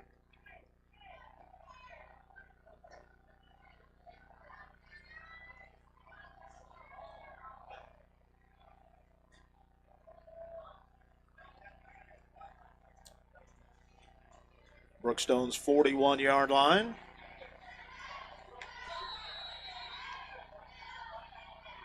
One back in the backfield, Swift Branch in motion. Going to hand it off up the middle. 5, 10, driving across the 45 down to about the 43-yard line. I think it'll be a face mask again. That was Gray Jones with the yardage. Great blocking by the offensive line. One play, 2 face masks so far for the Strong Rock defense. They're going to have to stay away from fouls like that. There's going to be a quick drive for the Cougs. Great run by number 24, Gray Jones, with a little juke move at the end. Lane Cannon has the 2 touchdowns for the Cougars tonight. A 1-yard run, a 3-yard run. At the 28-yard line is where the Cougars will have a first down. Everybody in tight. Lane Cannon, the lone back. They're going to flip it out to him. He cuts inside. He's got 5. He's got 10. Another first down. Inside the 20, close to the 15. Leaving defenders in the dust. That's one of my favorite plays. You flip it out to him, and he can either go to the edge or he can cut back inside. Yes, sir. It goes for both running backs. You just got to give them the room and let them work with it. They're just open field running backs who strive off making plays on their own. 19-yard line. Everybody's in tight.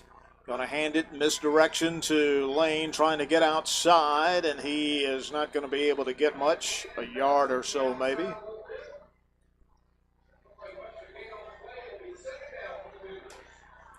Second down. And they'll mark it at the line of scrimmage, so second down at 10.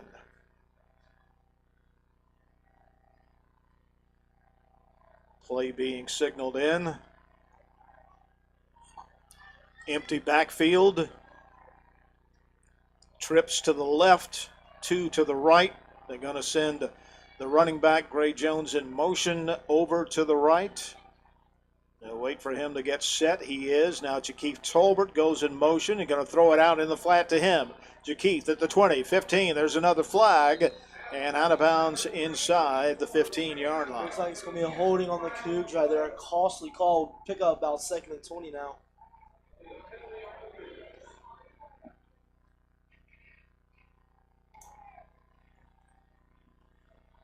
Been a lot of laundry on the field here in the first not even 2 minutes of the third quarter. There has been 3 penalties already, and we're only 2 minutes in. So that'll wipe out the run and back him back to the 25-yard line.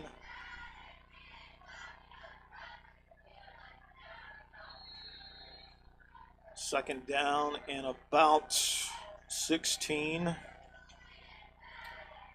Back to pass. Brooks, plenty of time. Incomplete. Trying to hit Maxwell Jones. Good coverage there. Knocked it away. Batted away right there by number 8, Harrison Houston, just reading the QB's eyes and coming in at the last moment to take that play away. So third down. And about 16 at the 25-yard line. Maxwell Jones split, a short split to the left. One running back. Gonna give it to Maxwell on the end around, and he gets short yardage down to about the 20. So it'll be fourth down and long. Here comes Jimmy Hunter. Should be no worries for Jimmy Hunter. He was hitting 47-yarders, 45-yarders during halftime with ease. Plenty to spare. All right, so this is going to be a 37-yard attempt for Jimmy. His longest is 40 on the year. That was at Pacelli in a clutch situation. Kick is up, and the kick is plenty long and good. Jimmy Hunter, money again. 37-yard field goal.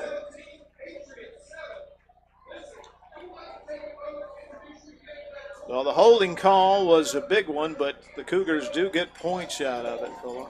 Making it a crucial two-possession game right here. The Strong Rock Patriot offense is going to have to come out swinging if they're going to want to stay in the game. All right, so the Cougars will kick it off again.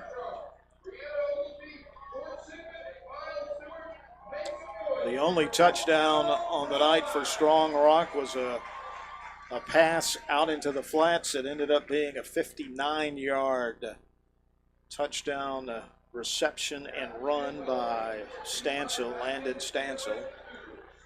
He is their big weapon. He has been, yes, sir. Jake Johnson really taken out of the game so far by this Brookstone defense. So Strong Rock having to utilize other ways to get other players involved.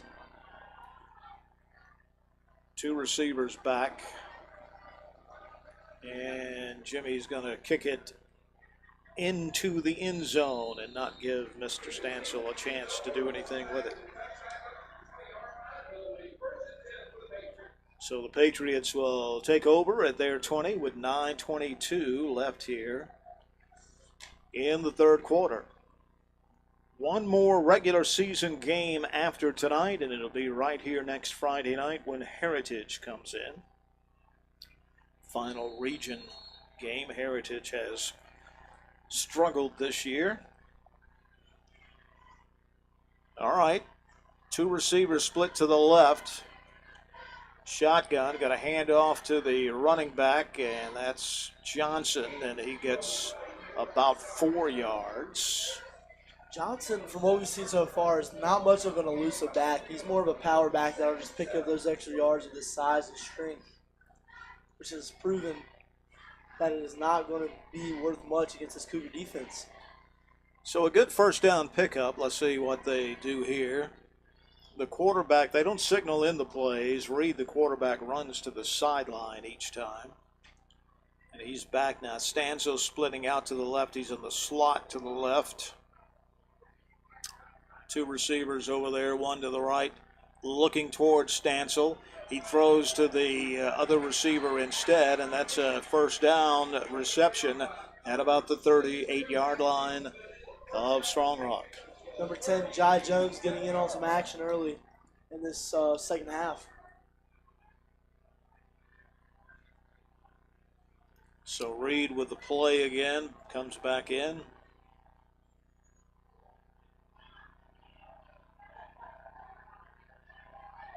In the shotgun, one back. Gonna throw it out to Stansel, try to get him in open space, and he takes it all the way across the 50 down to the 46-yard line of Brookstone. Just really give it to Stansel and clear out. See what he can do. Just using his speed, dragging defenders. So it's a handful for this Cougar defense. You know, I said they try to get it to him in space. There really wasn't much space when he caught the ball. Wasn't much space, but he just tucked it under his chest and just kept moving his feet. So first down at the 46.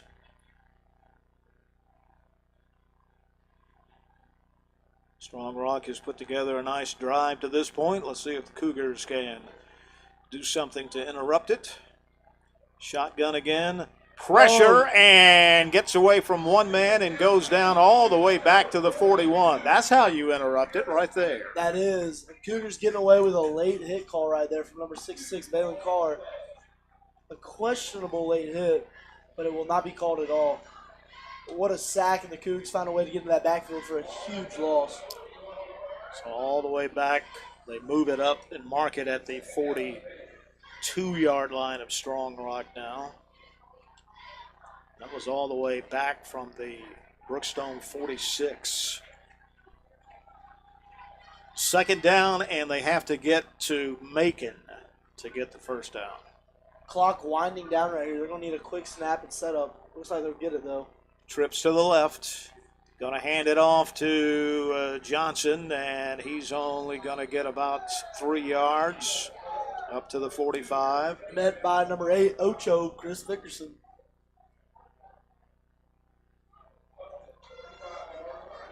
Third and a mile to get back for a first down. Ball on their 45. They'll have to get to around the 36-yard line on the Cougar side. Now let's see what play they draw up. Stansel is in the middle of the trips to the left. I bet they'll do him on a slant right here, see if they can get him open. Back to pass, looking, rolling to his right. He throws one up for grabs, but throws it out of bounds. So the Patriots will have to punt. The good defensive stand after the Patriots started out on a good little march. Gillespie over there getting that defense hyped up a little bit for that great effort out there. Putting some energy, revitalizing them. And again, man, that sack was the big play in that defensive stand. All right, Jakeem Tolbert back around his 20.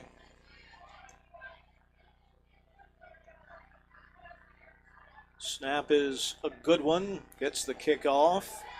And it's going to go out of bounds.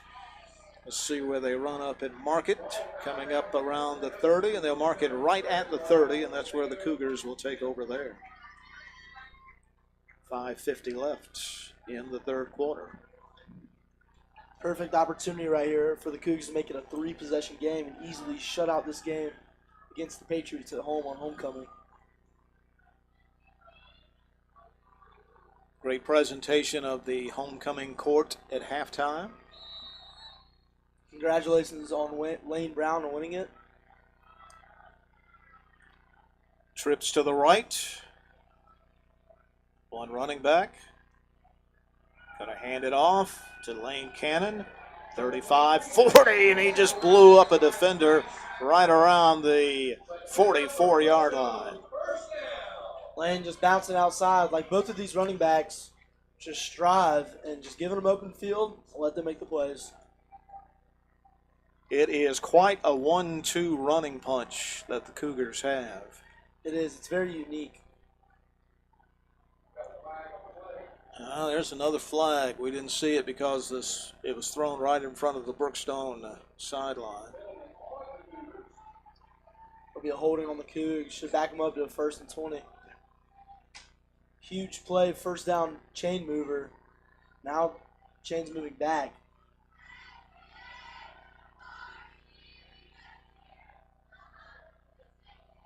A little confusion on what's going on. The referee is going to come over and talk to Coach Gillespie.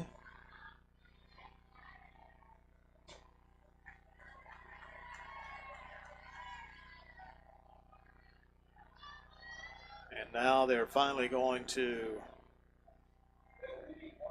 back it up. So back to the 30.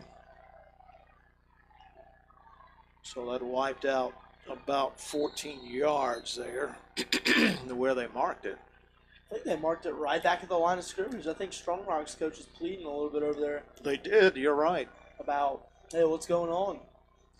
The officials definitely have been confused on this one since the flag dropped. Now Coach Gillespie wants an answer. Hey, we want an answer too. Everybody does. And now all but one of the officials are huddled to try to, are they taking a vote? What are they doing here? There have been some UN meetings that haven't lasted this long. They are still meeting. Little group discussion at the 30. Come on, guys. It can't be this hard. Oh, they're going back it up. Back it up again. Should back it up 10. Rant's now pleading his case over there on the sideline, frustrated with that call. And what Coach Gillespie is pleading is, I guess, the spot of the foul. Yeah, I don't think it was at the line of scrimmage. I think it was a lot more downfield. Yeah. I feel like it should be a first and 13, first and 12. Uh-oh. Now Rance will get flagged on the sideline for a sideline warning. Coach Gillespie is not a happy camper right now, and hard to blame him. He is giving a lecture right now about where that foul should have been spotted from. Hey, Ben, it'd be a great time for those cheeseburgers to come in. I'd love a burger right now. We've had a little bit of time right now, haven't we? Dude, I could take down a burger right now.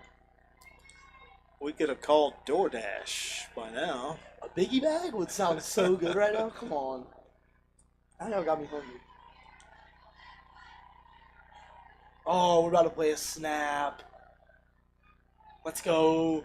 We're back. Back to the 20 is where they've set it down now, and first and 20. Tolbert in motion. Brooks back to pass, going to get it out to Keith, and he is tackled behind the line of scrimmage, right back around the 16. Linton Basco disrupting the backfield immediately, just penetrating right through the guard and center, causing Brooks to have a quick throw to Keith. We'll back up the Cougs a couple of yards. Gray Jones in, Lane Cannon out.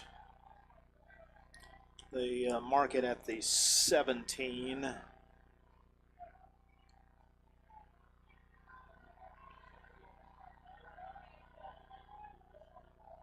Empty backfield, trips to the right, 2 to the left. Vickerson in motion. Brooks going to throw out to the right and through the hands and incomplete.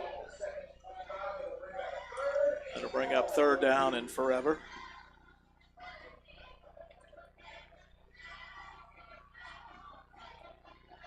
On a second down and long like that, I'd expect more of a downfield shot. I understand, though, that it is Jakeith and he can make big plays, but I'd expect more of a 10-yard plus pass maybe there.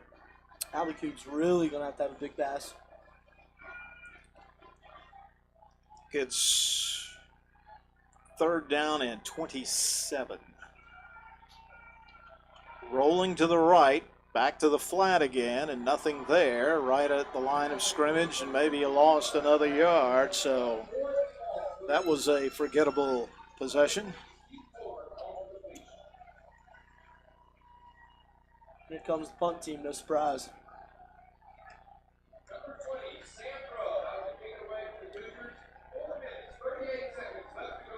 Cougars still on top by 2 scores, 17-7. 4:38 left in the third. Sam Grubb is going to take the snap right around his 3-yard line. And the kick is off. Fair catch being called for. And Brookstone territory right at the 48-yard line. 4:31. It has been a long haul for this Patriots offense all night. Cougar defense really showing out, allowing just 7 points through almost 3 full quarters. The only success they've had has been through the air since the opening drive when they had a couple of runs, but the Cougar defense coming up with the sacks and the rushes. Going to hand off to Johnson, the running back here, and again, just a couple of yards off of left tackle to the 45. Johnson just struggling to find yards. It is a workload to get 1. So 2nd down and 8. Reed back in with the play from Coach Jackson. Stancil splits in the slot to the left. 2 receivers left and right. 1 back in the backfield. Back to pass. Plenty of time this time, but it breaks down. He rolls and he throws, and it's complete. Out of bounds. So guess who? Mr. Stancil again at the 31-yard line. Stancil having a busy night and workload for this Patriot offense. Along with Jai Jones, he's seen a couple of receptions. But these short passes, just where the receivers run across the field, have been open all night. So they mark it at the 32 of Brookstone, 1st and 10. 3:33 to play in the 3rd quarter. Brookstone up 17-7 over Strong Rock. Stancil splits to the left. 2 to the left, 2 to the right. 1 back in the backfield, shotgun. Back to pass, he's in trouble. Rolls, and it's complete inside the 30. No surprise on who it is again. Stancil. They're really utilizing him on those out and just across routes. Great play extension, too, by Andrew Reed, realizing there's a blitzer coming and making an evasive decision to pick up a couple. The Brookstone blitzer actually slipped and fell. That gave him another second or two and able to complete the pass.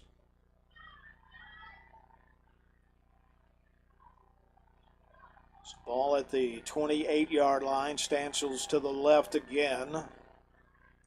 Going to give it to Johnson off left tackle, and he gets down to about the 25-yard line. Just those short yard gains for Johnson tonight. Just like 3, 2, maybe 4 sometimes.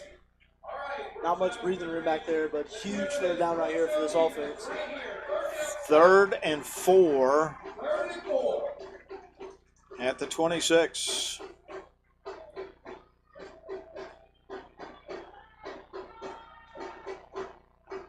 Huge play right here. Stancil splits to the left along with 2 others. 1 splitting to the right. 1 back in the backfield. Shotgun formation.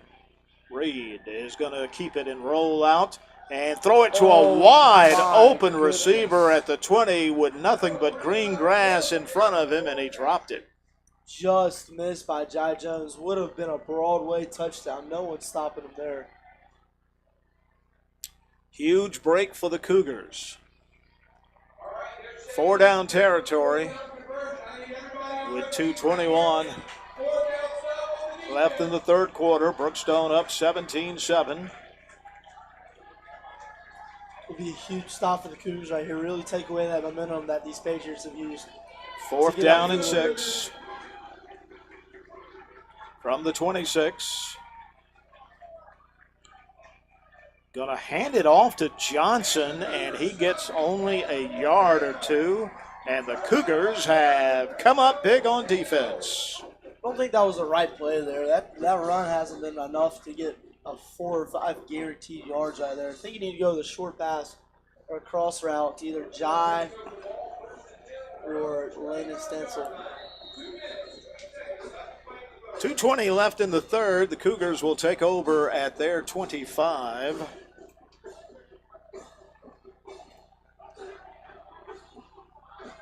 One back in the backfield, gonna hand it off, and he is eaten up. Lane is losing a yard or 2. Let's see where they give him forward progress to the 23. So lost 2. Two receivers to the right, one to the left. Lane's on his right shoulder. Brooks in the shotgun. Gonna flip it out to him, and he's at the 25, and that's about it. I thought that defender was going to grab that pitch. That defender came through, was flaming. I thought he was going to bat it down for a fumble and return it maybe, but a little getaway to the Cougs for a pick of about 2 to get back to the line of scrimmage. All right, third down and 9.5.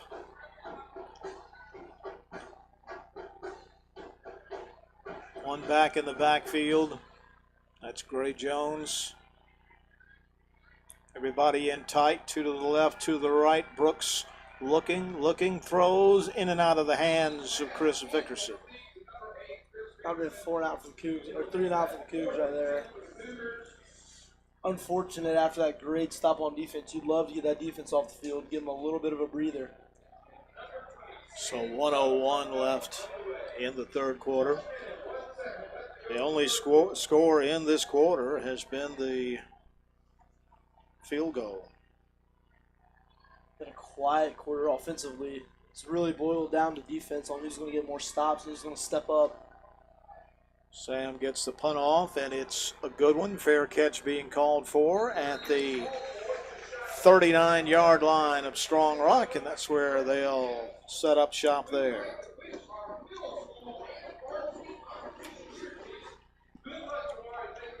So 53 seconds left here in the third quarter.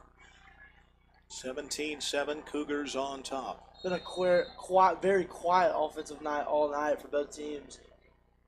Defense has been a main factor on how whatever team wins this game tonight on who's going to win. So run game really hasn't been much for both teams. A little more efficient for the Cougs.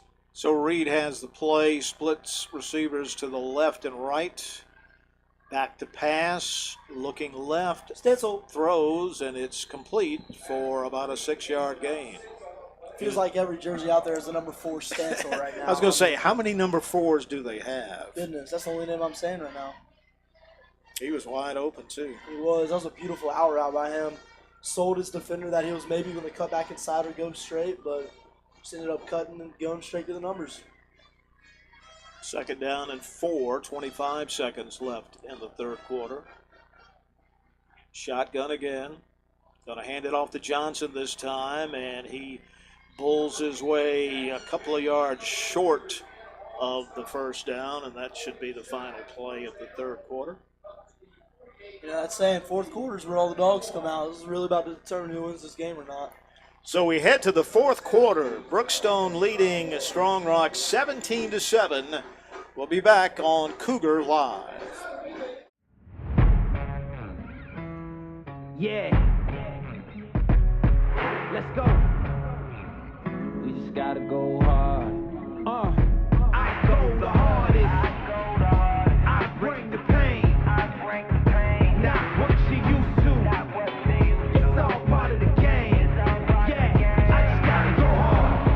I just gotta go hard.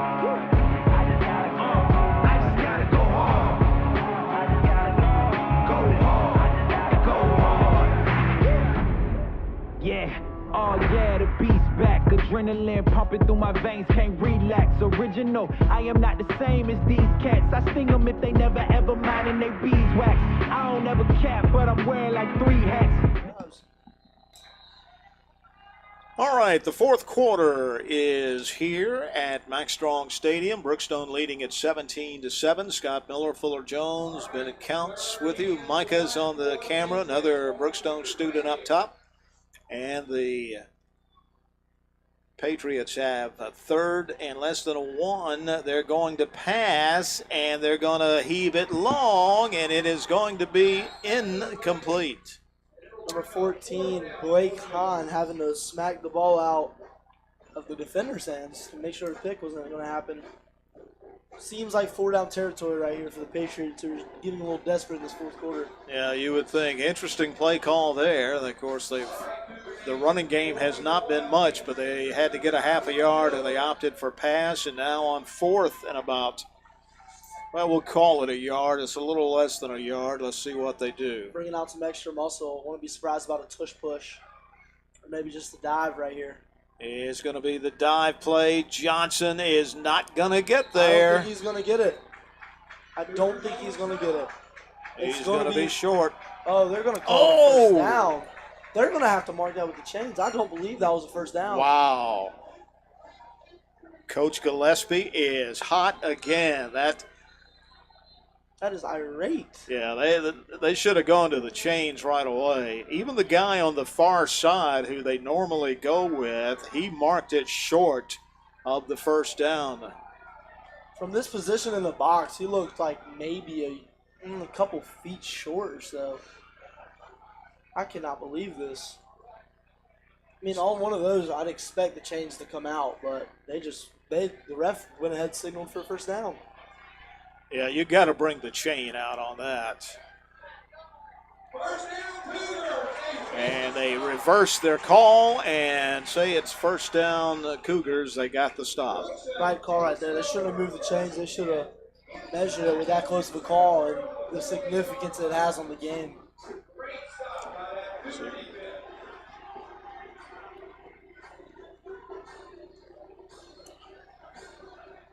So the 48-yard line of Strong Rock is where the Cougars will take over. And now there's a flag on the field. It might be a sideline warning on Strong Rock this time. Their coach, not their head coach, I don't believe, but he was out arguing with one of the officials. Well, I'll say this officiating crew has had a difficult second half tonight. They have lots of coming together and deciding on what to do.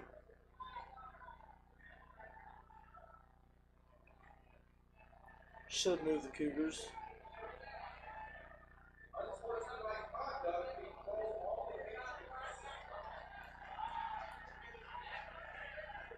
Well, unsportsmanlike conduct, that's a big one. Great field position now for the Cougs. Even better than the great field position they had just then.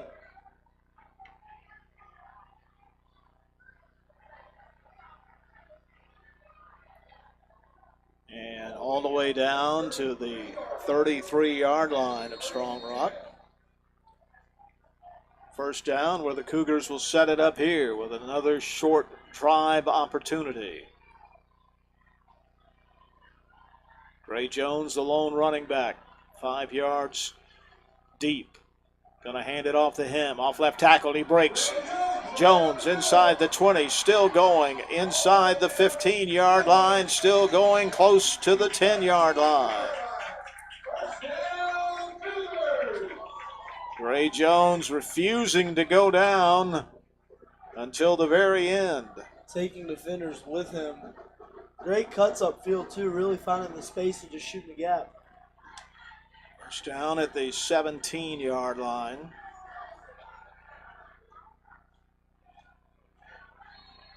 Two receivers to the left. Lane Cannon is in the game now. He's the lone running back. Brooks Roney underneath center. Going to hand it off the lane, and he tried to get outside, could not do it. They eat him up, and he loses a couple of yards. Not much breathing room right there. Be a loss of about 3 right there for the Cougs. Not much worries, though. The clock's ticking. Cougs defense has been stepping up and proving that to us. So if the defense holds, it should be game for the Cougs.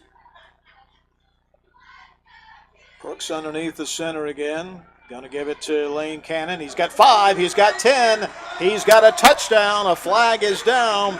Touchdown Cougars. Lane Cannon not even with a shoe. Now that was his shoe. That wasn't a flag, was it? That was his shoe. Lane Cannon with socks on is still faster than their defense. Oh, is that a hat trick? That's the hat trick for Lane Cannon.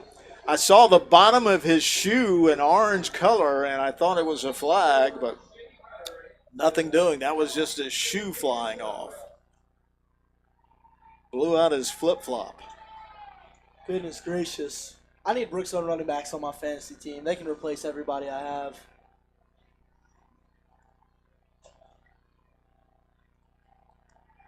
Kick is up from Jimmy Hunter, and it is good.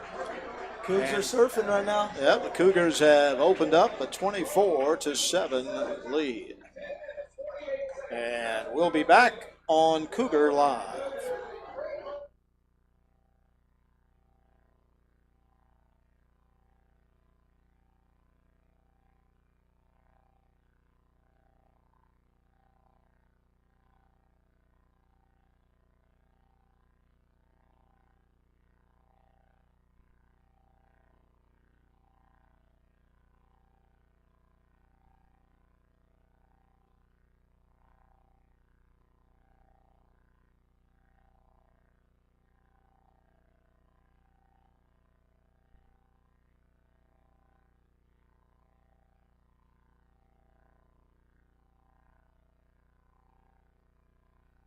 Of Lane Cannon's touchdowns. I got you. It's 1, 2, 3. 3 whole touchdowns. Pretty easy number. You can count on one hand still, but that's a lot. Back on Cougar Live, and Jimmy Hunter kicking it off, and it's going to go into the end zone by a step, and they'll take it on the 20. Yeah, so 3 touchdown runs for the Cannonball tonight. Puts him on 11 on the season. That's more than a rushing touchdown a game. That is absurd. You should get an extra point or 2 if you run right out of your shoe and score. Oh, you should. Beating a defender in socks is still nuts. All right, so 10:48 to play here. Cougars have opened up a comfortable lead at the moment. 3 receivers to the left. Man in motion. Reed going deep and throws it long. He had an open man, Blake Hahn. Just overthrown. I feel like if he extended right there, it'd be right off his fingertips.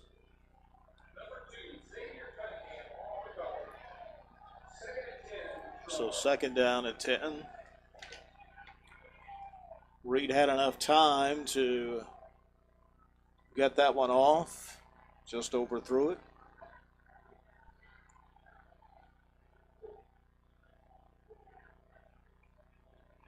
Two receivers to the top, 2 to the bottom, 1 running back. Back to pass, being pressured. He's going to tuck it under and run now and get out of bounds at the 26-yard line, about 4 yards short of the first down. Defensive lineman still making it rough for Andrew Reed to just sit in the pocket and make a play. He's having to do all sorts of tricks and gimmicks to get out and just throw it.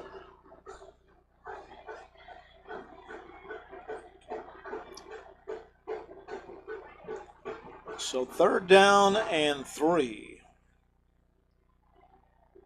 They marked him out at the 27.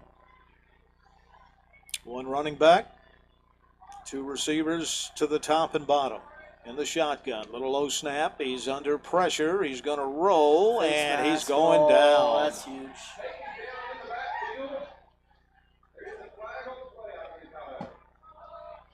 That'd be a costly error right there by Chris Vickerson on the face mask. I don't think he was trying to.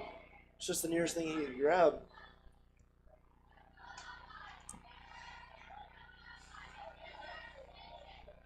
So that'll give them a 1st down.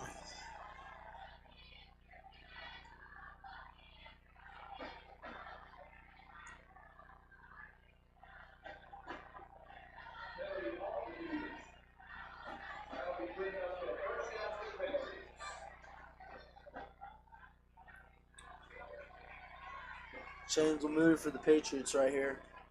Give them a rare 1st down. 1st down at their 42. 10:22 to play in the 4th quarter. Brookstone leading at 24-7.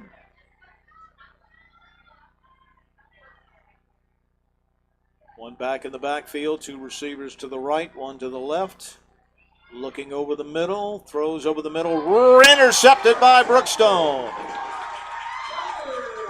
Straight to the defense. Right into the hands of Mac Dixon. Number 6, Mac Dixon with a big play. Talk your talk, Mac Dixon. Great play by Mac Dixon on reading the QB's eyes. Just taking the ball away right there. Hey, that's back-to-back weeks with a pick right there for Mac Dixon. He had one last week. So Mac Dixon calling his own number right there. Mac was wide open, wasn't he? Oh, he was. Hey, that was a great dot. To the defense. All right, 42-yard line of Strong Rock. Gray, the lone running back, fake to him. Going to try to get it to Chris Vickerson, a little low and wide, incomplete. Pressure there by number 34, Austin Scholl, the senior.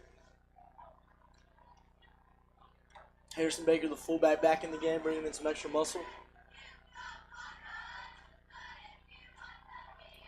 Maxwell Jones split to the left. Harrison Baker in the slot to the left. Swift Branch to the right.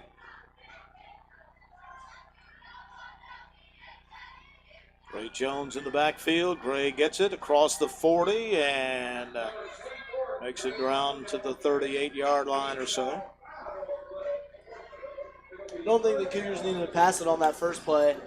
Just let the clock run out with this 2-possession lead they have. 9:43 3-possession game, excuse me. Yeah. 24-7.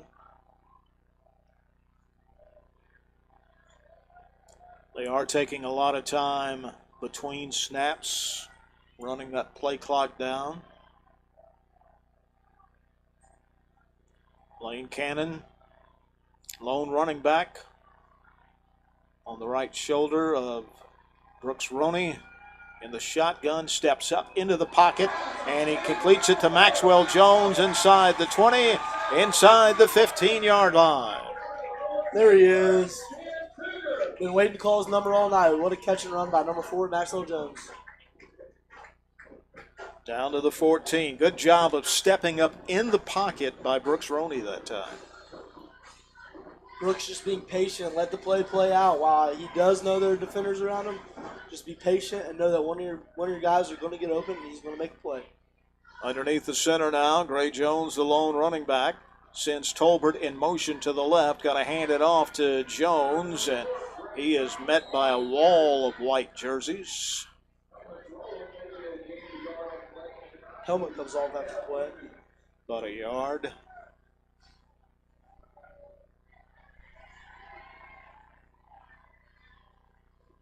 Well, they're actually going to mark it down right at the line of scrimmage.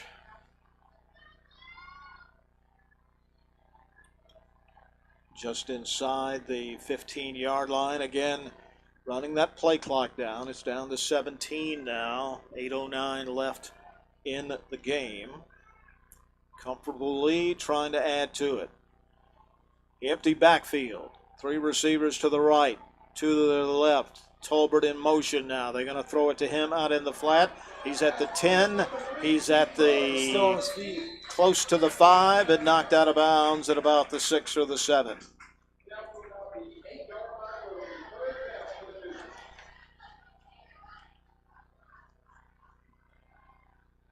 Third and short here for the Cougs. They get a touchdown here, it'll really put the game away.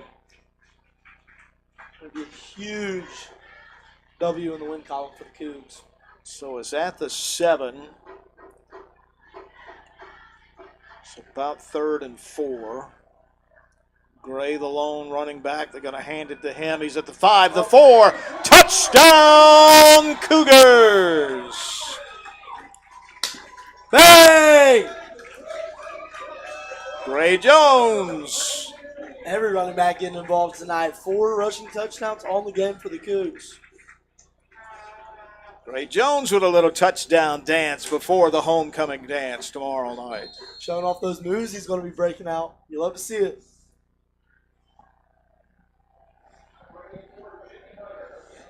So Jimmy Hunter will attempt the extra point. try to get us up to 31 here. And he does. 31-7. That halfback misdirection the Cougs have been running all night has been working very good. 4 rushing touchdowns tonight. That fake just really throws the defense off so they can cut back and get an easy touchdown right there. Let's see what we'll be doing the push-ups tonight. You want to go down there and try, Mr. Miller? I would have to tag team somebody. You'd have to come over the top rope for me. Let's see if they can get them. That's a lot of push-ups.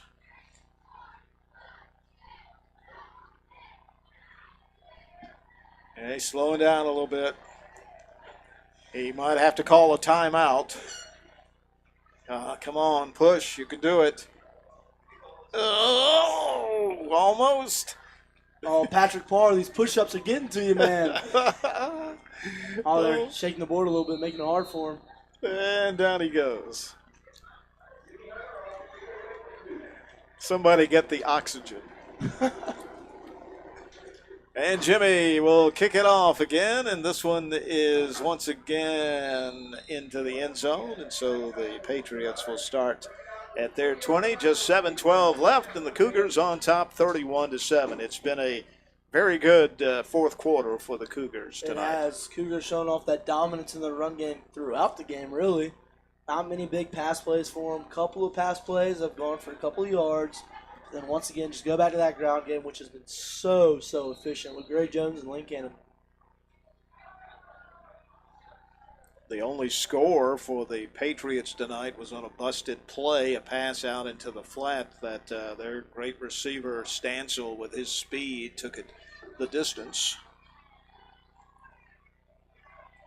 Going to hand off to the running back Johnson, and I've said this a lot, but nothing doing for Johnson there.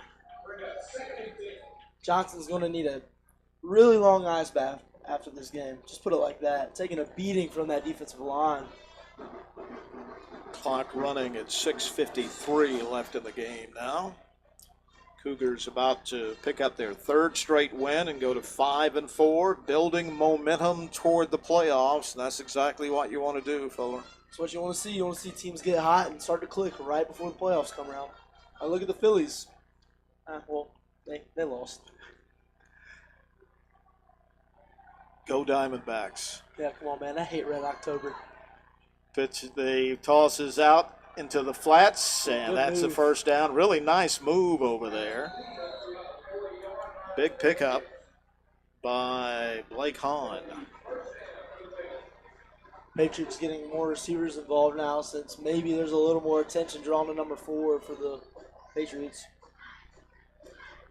Yeah, Red October got very quiet there at the end, didn't it? Oh, I'm not complaining whatsoever. No, I think all of us Braves fans turned into Diamondback fans. Oh, all of a sudden, it was nuts.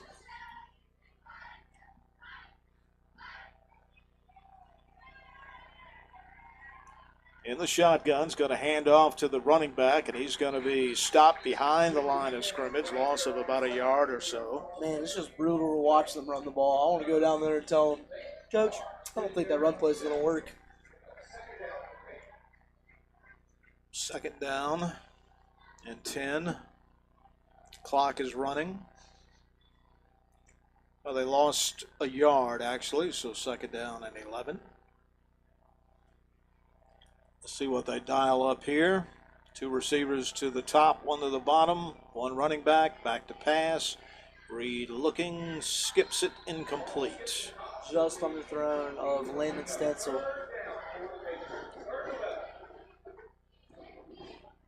Stencil, he's really a good player. He was smart enough. He went beyond the sticks and was ready for the pass, but he skipped it to him. He is. He's experienced a workload tonight from this Patriots offense since their dominant run offense, which averages 178 rushing yards a game, has not worked whatsoever against this Cougar line.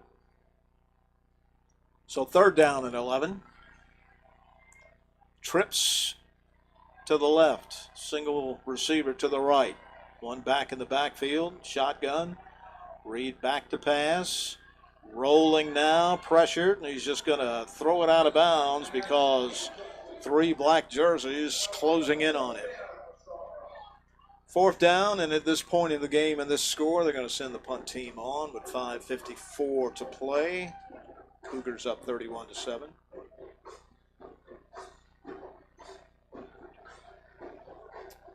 Well, Jakeem Tolbert, if he'll kick it to you, let's see if we can get you on an electrifying run here tonight.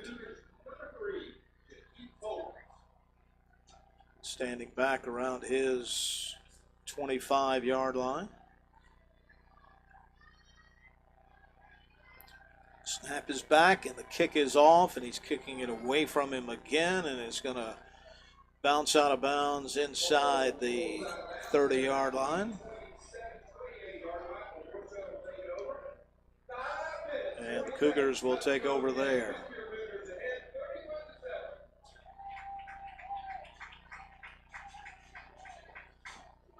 I expect for this Cougar offense just come out, just run the ball, just waste out these 5:40 left.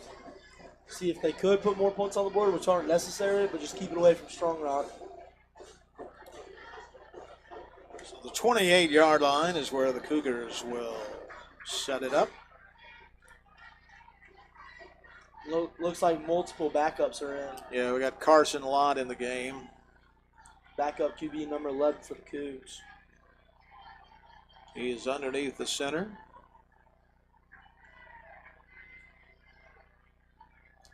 He's going to hand it off, and nothing doing there. They drop him for a sizable loss in the backfield. Ashton Glustein. Nowhere to run right there for Ashton Glustein. Bring up about 2nd and 15. Clock running, 5:17 left in the game. Cougars up 31-7. Will win their 3rd straight game tonight. One back. Glustein again. Going to hand it off to him off left tackle this side, and he gets back up beyond the original line of scrimmage by about a yard, so it'll be 3rd and 9. It'll be the 3rd straight home game win for the Cougs right here. Bringing a lot of momentum. Just shows how important home field advantage is coming into the playoffs. It was really an unusual schedule this year with all those road games packed in the middle of the schedule and then 4 straight home games to end the regular season. It was, and I do believe that it benefited us, and it will benefit us in the long run. Carson Lott going to hand it off to Glustein again, and he's going to be stopped after a short gain of a yard or so maybe. 4:17 left and the clock rolling. Scoreboard and the clock in favor of the Cougars, 31-7 here. Here comes punt unit.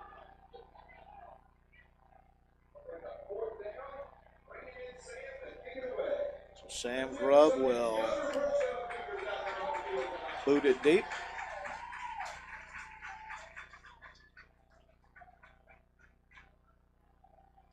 Clock's still dwindling down, just around 3:40. Snap is a good one and runs out to the left, and it's off the side of his foot. Does take a bit of a Cougar bounce. See where it is marked down.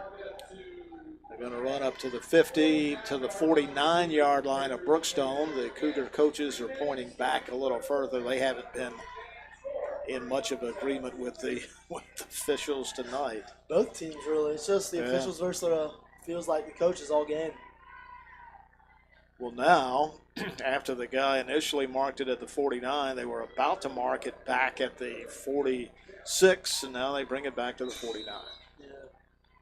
Been that kind of night for them. It has been that kind of night for them. Trips to the right.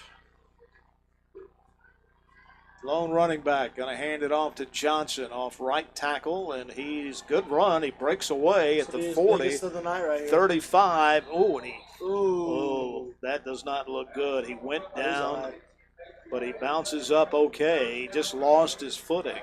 Looks like a weird way to go down. Did not look good at all from up here.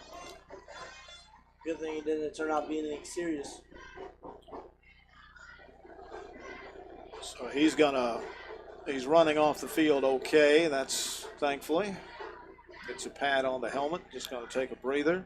31-yard line now. 3:11 left in the game. Brookstone up 31-7. Going to hand it off. Running back again up the middle. Across the 25. Dragging tacklers down to the 21. Number 41, Dawson Webb on the run. First run from him of the night, and it was a very efficient run.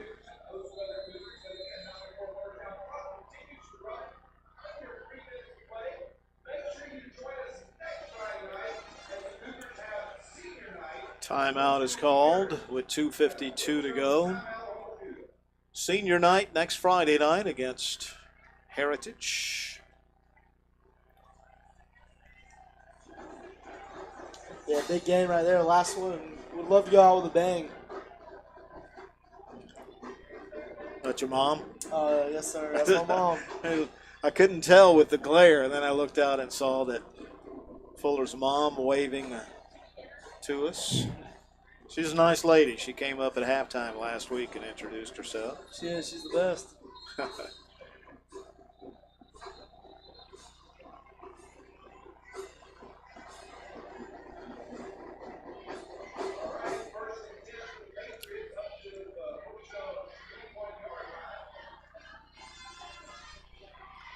So the Patriots, 1st and 10. 21-yard line of Brookstone. Reed back to pass, throwing deep and incomplete, intended for Stansel over there inside the 5. Stansel's got to be up to at least double-digit targets or just around there by now. Being aimed at heavily by Andrew Reed. So 2nd down and 10.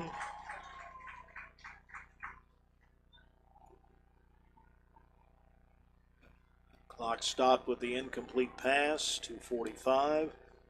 So the final regular season game next week, home game. Cougars won't know if they're playing the following week yet. That is the bye week for the playoffs. Gonna hand it off again, and this time Chris Vickerson, it looks like, eats him up in the backfield. You have to be in the top 6 to get a bye, and this week the Cougars are ranked 7th in the computer rankings. That's how they choose it. George Walton Academy jumped ahead of the Cougars from 7 to 6 this week, so keep your eye, hold your breath when those ratings come out, usually on Monday. See if we can slip back up into the 6th spot going into the final. Yes, sir. Hopefully this game has some impact on that. And a pressure, and he's just going to throw it away. Pressure by number 7, Mercer Hudson, who's been bringing it all night. Not much to do except just throw it away right there. This should be the last play of the game for the Patriots. 4th and 11. At the 22-yard line of Brookstone. 2 minutes on the clock. Cougars up 31-7.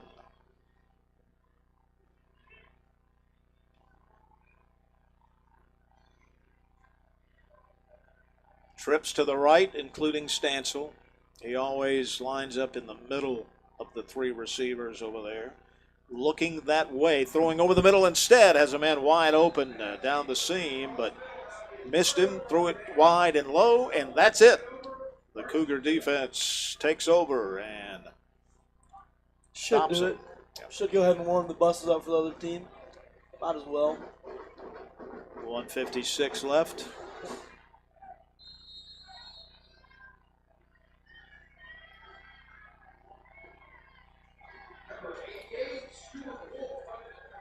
Cougars with a chance to get some younger players in the game here at the end. Always a good thing.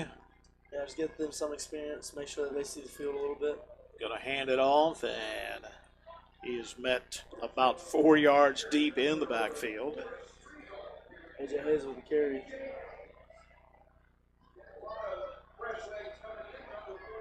.140 to go. They'll use up most of the play clock.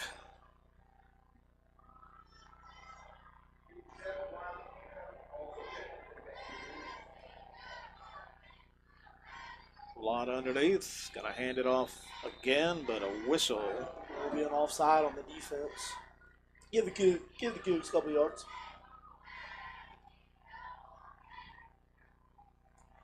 So they'll mark that off with 1:22 to play.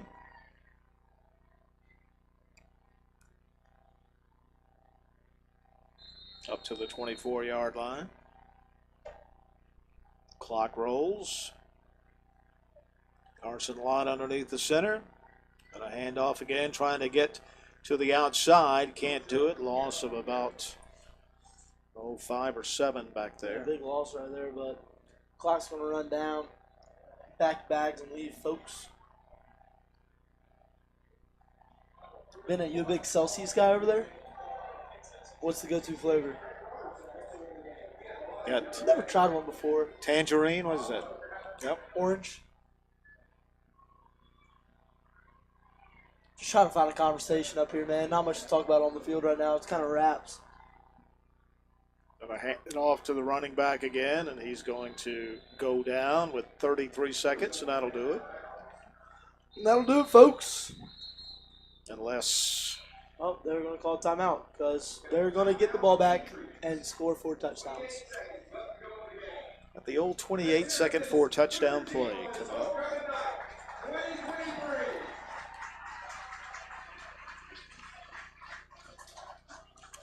So really a tale of two halves as far as this game goes here tonight, Fuller.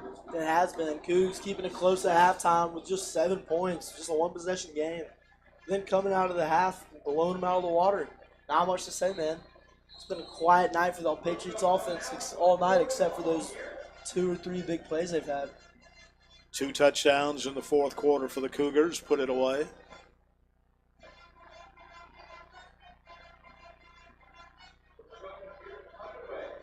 Join us next week, right before 7:30 on Cougar Live for the final regular season game, right back here at Max Strong Stadium. Sam Grubb will punt it out from his own end zone. Good snap. Good kick. Stansel calling for the fair catch, but lets it hit and bounces out of bounds right around the 50 with 19 seconds left.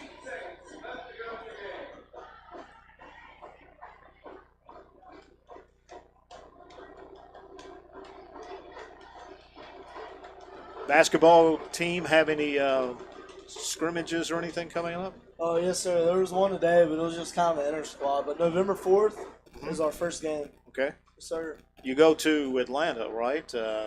Some team up there, it seems like. Oh, yes, sir. Stockbridge. Yes, yeah, sir. Yeah. Showcase, man. It'll be awesome. It'll be a great time. I was talking to Coach Ivey before the game, and he's excited about the season being upon us. Yes, sir. I'm excited as well. Everybody is.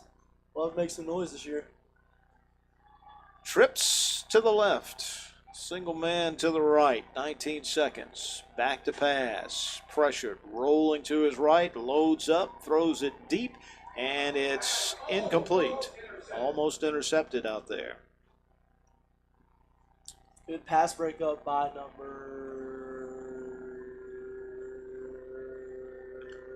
I don't know. I can't. Let's see.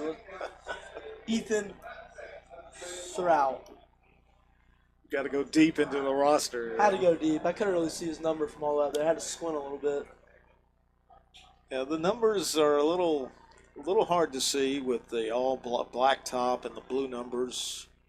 It is. It's a little difficult. Thankfully, they are outlined in white, so that helps a little bit. All right. Gonna heave it down there one more time. Little four verts action right there. Rolling, 5 seconds, throwing deep and incomplete, and that'll do it, baby. That'll do it. The Cougars have won again. How about them Cougs? 31-7 over Strong Rock. That's 3 wins in a row. Great job, Fuller. Mr. Miller, it's always a pleasure. See you next week for another sir. W. Hey.